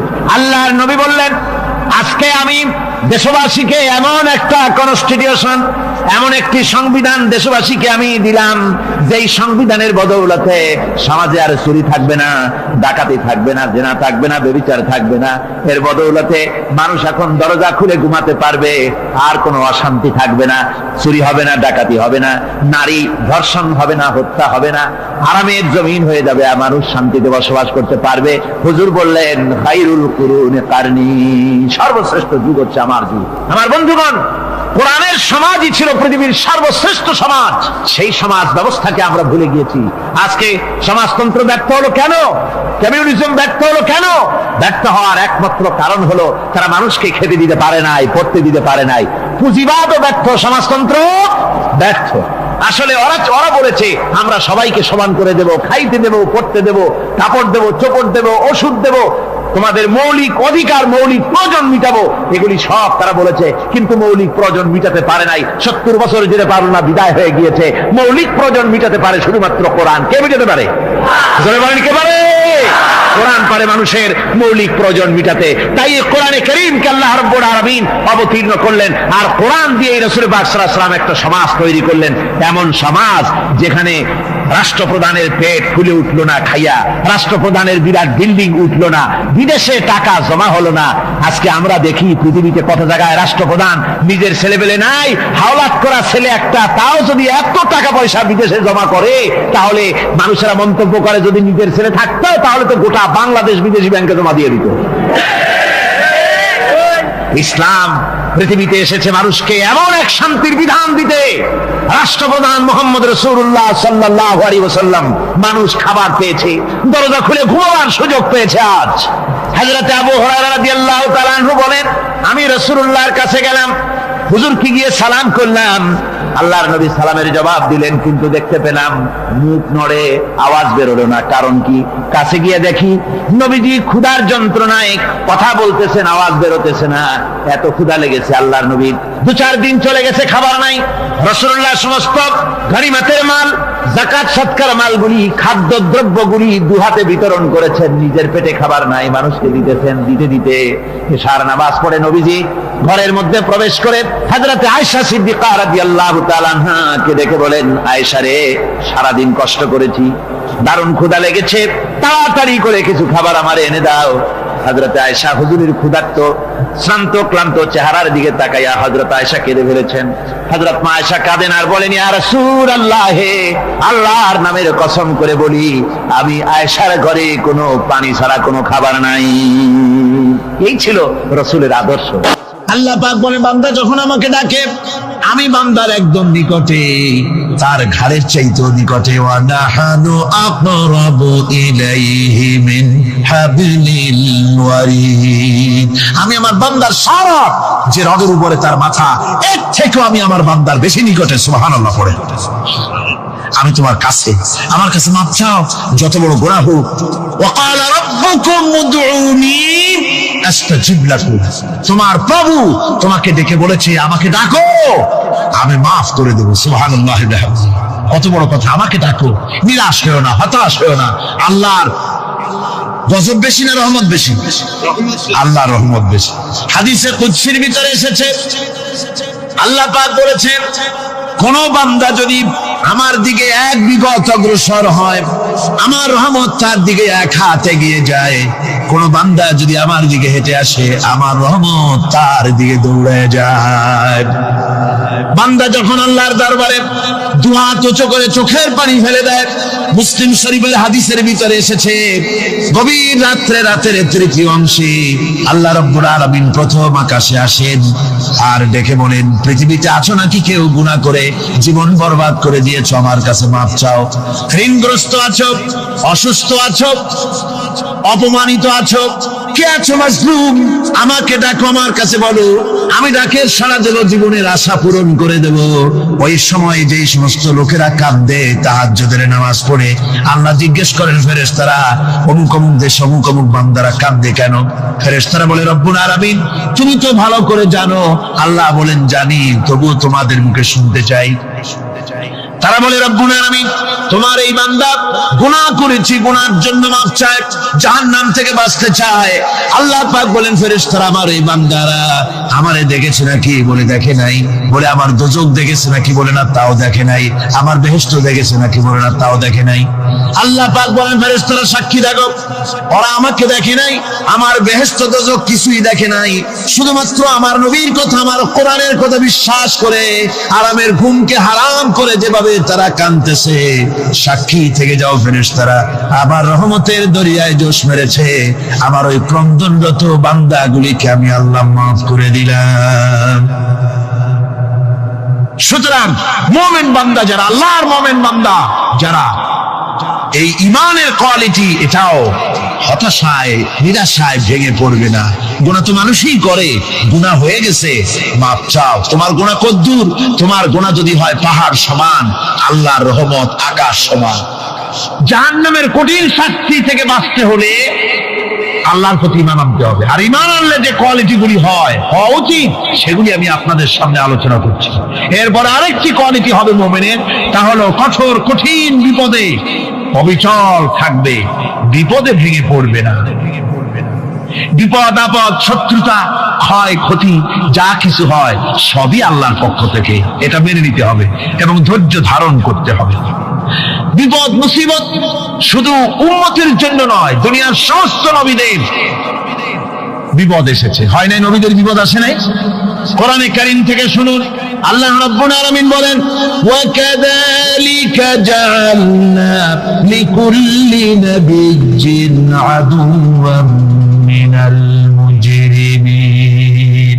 আল্লাহ পাক বলেন, এমনি করে আমি সকল নবীদের শত্রু বানিয়ে দিয়েছি, সব পাপিষ্ঠ আর অপরাধ প্রবণ লোকদেরকে। প্রত্যেক যুগে নবীদের শত্রু ছিল, প্রত্যেক যুগে নবীদের কি ছিল? শত্রু ছিল। সে শত্রু কারা ছিল? আল্লাহ পাক বলছেন, নবীদের শত্রু ছিল পাপিষ্ঠ আর অপরাধ প্রবণ লোক, এরাই ছিল নবীদের দুশমন। রাসূলগণের অবস্থা যদি এই হয়, তাহলে তার উম্মত, ওই দিনের ধারক বাহক যারা, তাদের বুঝি বিপদ আপদ হবে না নাকি? হবে কিনা? তো ইসলামের বিরোধিতা যারা করে, কোরআনের পরিভাষায় বলা হয়েছে ইসলামের দুশমন, নবীদের দুশমন। দুনিয়ার সব পাপিষ্ঠ আর অপরাধ প্রবণ লোকেরাই ইসলামের দুশমন হয়, নবীদের দুশমন হয়। আজও দেখেন, আজও তাকিয়ে দেখেন, ইসলামী আন্দোলনের বিরোধিতা যারা করে তারা পাপিষ্ঠ চরিত্রের কিনা তাকায় দেখেন, খুঁজে দেখেন সর্বত্র। খুঁজে দেখুন, খুঁজে দেখুন যারা ইসলামী আন্দোলনের বিরোধিতা করে, যারা ইসলামকে মিটিয়ে দেওয়ার চেষ্টা করতেছে, যারা ইসলামকে মৌলবাদ বলে, ইসলামকে সাম্প্রদায়িক বলে। কোরআনে কারীমের কথা কত স্পষ্ট যে নবীদের দুশমন হয়, ইসলামের দুশমন হয় মুজরিম লোকেরা, অপরাধপ্রবণ আর পাপিষ্ঠ লোকেরা। আজও আমরা দেখতে পাই এই শ্রেণীর লোকেরা পাপিষ্ঠ এবং সবচাইতে সমাজের নিকৃষ্ট ধরনের চরিত্রহীন লোক। নামাজ নাই। আপনি খুঁজে দেখেন ইসলামী আন্দোলনের বিরোধিতা যারা করছে, যারা নেতৃত্ব দিচ্ছে, নামাজ নাই, রোজা নাই, চরিত্র নাই, হজ নাই, যাকাত নাই, মদ, জুয়া, জেনা, ব্যভিচার ইত্যাদিতে লিপ্ত। চেহারা দেখলে ছেলেপেলেরা 2 গ্লাস পানি খায় ভস্ম যায়। কথা ঠিক কিনা কয়? এই হলো অবস্থা। মারে কেন? মুমিনদেরকে, পয়গম্বরদেরকে, সাহাবীদেরকে এবং ঈমানদারদেরকে মারে কেন? তার কারণ হচ্ছে আল্লাহ রাব্বুল আলামিন বলেছেন, ওয়া মা নাকামু মিনহুম ইল্লা আইয়ুমিনু বিল্লাহিল আজিজিল হামিদ।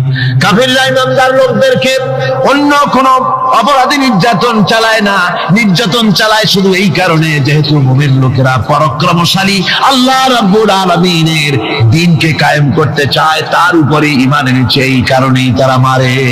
ঠিক কিনা কন? যুগে যুগে নবীদের উপরে, সাহাবীদের উপরে যে অত্যাচার হয়েছে, সেই অত্যাচার এই কারণেই হয়েছে, অন্য কোনো কারণে নয়। এই কঠিন বিপদে অবিচলতা এবং ধৈর্যের দৃষ্টান্ত নবীগণ পেশ করেছেন পৃথিবীর বুকে। আমরা দেখেছি ইব্রাহিম আলাইহিস সালামকে আগুনে ফালানো হয়েছে, আছে না কোরআন শরীফে? আমি কিন্তু গল্প করতেছি না, সব কোরআনের কথা। কিসের কথা? ইব্রাহিম আলাইহিস সালামকে আগুনে ফালানো হচ্ছে। অপরাধ কি? অপরাধ হচ্ছে হযরত ইব্রাহিম আলাইহিস সালাম দাওয়াত দিয়েছেন, লা ইলাহা ইল্লাল্লাহ। জোরে পড়েন, লা ইলাহা ইল্লাল্লাহ, লা ইলাহা,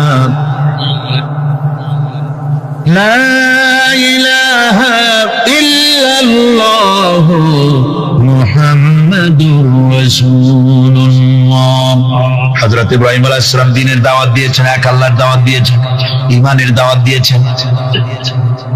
আর কোন অপরাধ ছিল না। নমরুদ সহ্য করতে পারলো না। কোরআনে কারীমের মধ্যে সব কথাগুলি আল্লাহ পাক এই জন্য বিধৃত করেছেন, এই জন্য কোরআনে কারীমের মধ্যে সব কথা উঠায় দিয়েছেন, যাতে করে মুমিনেরা বিপদ আসলে পরে যেন ঘাবড়ে না যায়। ইব্রাহিম আলাইহিস সালামকে আগুনে ফালানো হচ্ছে। ফেরেশতা বলছে, ইব্রাহিম তোমারে আগুনে ফালায় দাও, হতেছে আমার কাছে সাহায্য চাও, আমার কাছে ক্ষমতা আছে, আগুনগুলো উঠাইয়া নমরুদের বংশ জ্বালায় দেব। হযরত ইব্রাহিম ফেরেশতার কাছে সাহায্য চাইছিলেন নাকি? তিনি বললেন, ফেরেশতা তোমার কাছে সাহায্য কেন চাইব? আমি তো এমন কোন অন্ধ আল্লাহর ইবাদত করি না যেই অন্ধ স্রষ্টা তার গোলামের দুঃখ দুর্দশা না দেখেন। আমি তোমার কাছে সাহায্য চাইব না। হযরত ইব্রাহিম আলাইহিস সালাম পাস করলেন। কি বলেন, পাস করছেন না? ঈমানের পরীক্ষায় পাস। আগুনের মধ্যে হযরত ইব্রাহিমকে যখন ফেলানো হচ্ছে, রব্বুল আলামিন আগুনের প্রতি নির্দেশ করে দিলেন, ইয়া নারু কুনি। আপনি মিথ্যা ছেড়ে দেন, গুনাহ চলে যাবে। আপনার গুনাহ চলে যাবে তো আপনি আল্লাহর ওলি হয়ে যাবেন। সুবহানাল্লাহ। হাজিরিন, এজন্য এক মুহূর্ত সময় অতিরিক্ত দেবে বলে আল্লাহর ওলি হতে হলে 3টা জিনিস লাগবে। এই 3টা কথা যদি উম্মত স্মরণ রাখতে পারে, কসম খোদার, দুনিয়ার জমিনে আল্লাহর ওলি হয়ে কবরে যাইতে পারে। 1 নম্বর কথা, হায়াত কিন্তু সীমিত। হায়াত কি? সীমিত। কোন সময় যেন মালাকুল মউত হাজির হয়ে যায়। যদি একবার হাজির হয় আর কোনো সুযোগ আছে? নাই। কেন? এজন্য কবিতার সাবলীল সুন্দর ভাষায় বলতেছেন, হায়াতের দিন ফুরিয়ে যায়, বন্ধু তোমার নেই তো ভাবনা। হায়াতের দিন ফুরিয়ে যায়, বন্ধু তোমার নেই তো ভাবনা। তুমি আছো রং তামাশায় শয়তানের ধোকায়, ক্ষমা পাবে অনুতাপে অনুশোচনায়। তুমি আছো রং তামাশায় শয়তানের ধোকায়, ক্ষমা পাবে অনুতাপে অনুশোচনায়। হায়াতের দিন ফুরিয়ে যায়, ও আ ও কেউ জানে না কার যে কখন হবে সমঞ্জারি, কেউ জানে না কার যে কখন হবে সমঞ্জারি। আজরাইল আসিলে হঠাৎ দিতে হবে পারি রে মন, দিতে হবে পারি। আরে সঙ্গী স্বজন পরাবে কাফন, ও সঙ্গী স্বজন পরাবে কাফন, ভাবো নিরালা। তুমি আছো রং তামাশায় শয়তানের ধোকায়, ক্ষমা পাবে অনুতাপে অনুশোচনায়। তুমি আছো রং তামাশায় শয়তানের ধোকায়, ক্ষমা পাবে অনুতাপে অনুশোচনায়। হায়াতের দিন ফুরিয়ে যায়। কথা বলেন ঠিক কিনা? এজন্য উম্মত এক নম্বর কথা স্মরণে রাখতে হবে, বলে হায়াত কিন্তু সীমিত। দুই নম্বর কথা, রিজিক নির্ধারিত, এই রিজিক বাড়বেও না কমবেও না। তবে যদি রিজিক কমে আর বাড়ে, কমানো বাড়ানোর মালিক হলো আমার আল্লাহ। রিজিক এমন একটা নিয়ামত, আল্লাহ পাক রব্বুল আলামিন আপনাকে আমাকে, আপনার আমার রূহ সৃষ্টির 40,000 বছর আগে আপনার আমার রিজিক বরাদ্দ করেছেন। বলে কেমন? সেদিন আব্বাজান আদম আলাইহিস সালাতু ওয়াস সালামকে সৃষ্টির 40 বছর আগে তাফসিরের মাঝারির মধ্যে সানাউল্লাহ পানিপতি রহমাতুল্লাহ আলাইহি লিখেছেন, বলেন আব্বাজান সেইদিন আদম আলাইহিস সালামকে সৃষ্টির 40,000 বছর আগে আল্লাহ তাআলা লৌহে মাহফুজে তক্তের মধ্যে সূরা আর রহমান লিপিবদ্ধ করেছেন। এই সূরা রহমানের মধ্যে আল্লাহ তাআলা একবার নয়, দুইবার নয়, 32 বার ঘোষণা করেছেন, ফাবি আইয়ি আলা রাব্বিকুমা তুকাযিবান। আল্লাহু আকবার। তার মানে বোঝা গেল আব্বাজানকে সৃষ্টির 40,000 বছর আগে আব্বাজানের রিজিক বরাদ্দ হয়েছে। আপনার আমার রূহ সৃষ্টির 40,000 বছর আগে আপনার আমার রিজিক বরাদ্দ হয়েছে। আপনাকে আমাকে দুনিয়ায় পাঠানোর 40 দিন আগে আপনার আমার রিজিকটা রব্বে কারিম দুনিয়ার জমিনে পাঠিয়েছেন। সুবহানাল্লাহ। দেখবেন খেয়াল করে, মায়ের গর্ভে 8 মাসের সন্তান, মায়ের স্তনে দুধ আসে না। কি? যেই সন্তান জন্মানোর ঠিক 40 দিন পূর্বে, কয়দিন? 40 দিন পূর্বে আম্মা জানের স্তনে সন্তানের রিজিক পৌঁছায়। বলে 40 দিন পূর্বে আম্মা জানের স্তনে দুধ আসে। ডাক্তার পরীক্ষিত। তাইলে বোঝা গেল আপনার আমার রিজিক আপনাকে আমাকে দুনিয়ায় পাঠানোর 40 দিন আগে বরাদ্দ করেছেন, 40 দিন আগে দুনিয়ায় পাঠাইছেন। তার মানে বোঝা গেল আল্লাহ তাআলা আমার মতো জাহান্নামীকে হেদায়াত দিবেন, এটা আল্লাহর পুরো পূর্ব পরিকল্পিত। কথা কয় না? কি এটা? পূর্ব পরিকল্পিত। বলে কেমন কেমন? বলে যদি পূর্ব পরিকল্পনা না থাকে, আল্লাহ তাআলা আমাকে পাঠাইলেন হিন্দুর ঘরে, বানাইলেন মুসলমান। আল্লাহ তাআলা বলেন গোলাম যা যা যা দুনিয়ার জমিনে যা, 18 বছর বয়স পর্যন্ত তুই অমুসলিম হিসেবে আমার রিজিক ভোগ করবি। 18 বছর যেই দিন পূর্ণ হবে ওই দিন তুই আমার সম্মানের রিজিক ভোগ করবি। বলে কেমন? আল্লাহ পাক রব্বুল আলামিন কোরআনে কারিমের মধ্যে জ্বালায় দেয়, উলাইকা হুমুল মুমিনুনা হাক্কা লাহুম দারাজাতুন ইনদা রাব্বিহিম ওয়া মাগফিরাতু ওয়া রিজকুন কারীম। আল্লাহু আকবার। আল্লাহ তাআলা বলে, বান্দা, দুনিয়ার জমিনে একদল মাখলুকের রিজিকটা হলো বড় দামি, এই সম্মানের রিজিক, এই রিজকুন কারীম সবার জন্য না। হাদিসে কুদসির মধ্যে আসছে, রব্বে কারীম ফেরেশতাদের নিয়ে বসে গল্প করে।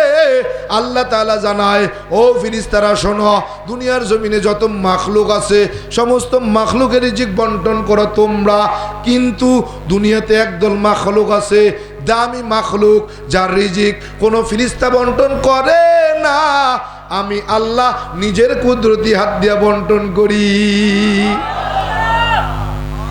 ফেরেশতা কয়, আল্লাহ ওই মাখলুকের পরিচয় কি?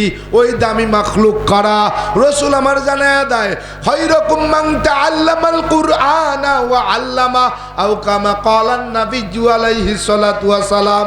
রাসূল আমার জানায়া দেয়, দুনিয়ার জমিনে তার চাইতে উত্তম, তার চাইতে দামি, তার চাইতে শ্রেষ্ঠ আর কে হবে? যে কোরআনের ইলম শিখেছে আর অপরকে শিখিয়েছে। তার মানে কারা দামি? কারা? বলে ওলামায়ে কেরাম।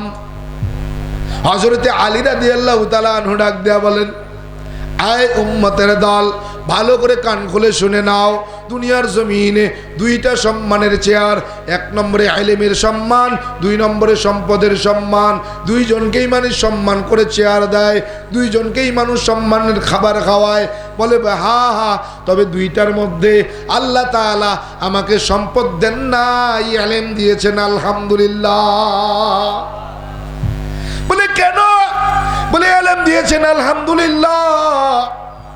হযরতে আলী বলেন, কেন কেন কেন? দুইটা সম্মানের চেয়ার, এর মধ্যে সম্পদের জন্য কেন শুকর আদায় করলেন না? কেন ইলমের জন্য শুকর আদায় করলেন? বলে হযরতে আলী রাদিয়াল্লাহু তাআলা আনহু বলেন, ইলম আর সম্পদের মধ্যে পার্থক্য তিনটা। এক নম্বর হলো ইলমের সম্মান। ইলম এমন দামি সম্পদ, এই ইলম যদি একবার সিনায় ঢুকে আর বাহির হয় না। সম্পদওয়ালার সম্পদ আজ আছে, কাল থাকবে না। সম্পদ আর এলেমের মধ্যে ব্যবধান, পার্থক্য দুই। বলে এলেমওয়ালার এলেম যত বাড়ে, বন্ধু বাড়ে তত। সম্পদওয়ালার সম্পদ যত বাড়ে, শত্রু বাড়ে তত। এলেম আর সম্পদের মধ্যে পার্থক্য তিন। বলে ইলমওয়ালার বয়স যত বাড়ে, সম্মান বাড়ে তত। আর সম্পদওয়ালার বয়স যত বাড়ে, ঘৃণা বাড়ে তত। হযরত আলী রাদিয়াল্লাহু তাআলা আনহু বলতেছেন, আরে উম্মত, আল্লাহ তাআলা আমারে সম্পদ দেন নাই, ইলম দিয়েছেন, আলহামদুলিল্লাহ। বলে ইলম এমন একটা নিয়ামত, ইলম এমন একটা দামি সম্পদ, যেটা একবার সিনায় ঢুকে বাইর হয় না। তবে হ্যাঁ, একটা সময় ইলমও বের হয়ে যায়। বলে কেমনে? বলে ইলমের সাথে দুইটা বেয়াদবি করলে। বলে কেমন? বলে এক নম্বর, ইলম যার কাছ থেকে শিখছো, ইলমওয়ালা ওস্তাদের সাথে বেয়াদবি করলে। হাই স্কুল, কলেজ, ভার্সিটি, মাদ্রাসা, আমার ছাত্র ভাইরা, ইলমওয়ালা ওস্তাদের সাথে বেয়াদবি করলে দেখবা মাঝে মাঝে রাস্তায় দেখা যায় ইংরেজিতে কথা বলে, মানুষ বলে পাগল। কথা কয় না? রাস্তায় মাঝে মাঝে দেখা যায়। বলে কারণ বলে এক নম্বর হয় ইলমওয়ালা ওস্তাদের সাথে বেয়াদবি করছে, দুই নম্বর না হয় ইলমের সাথে বেয়াদবি করছে। কি কিসের সাথে? এক নম্বরে ওস্তাদের সাথে, না হলে এলেমের সাথে। এই দুইটা বেয়াদবি যদি কেউ করে, বলে সিনাই এলেম থাকা সত্ত্বেও একটা সময় এলেম বের হয়ে যায়, ওই মানুষটা দুনিয়ার জমিনে সবচাইতে লাঞ্ছিত, ঘৃণিত হয়ে যায়। কথা বলেন ঠিক কিনা?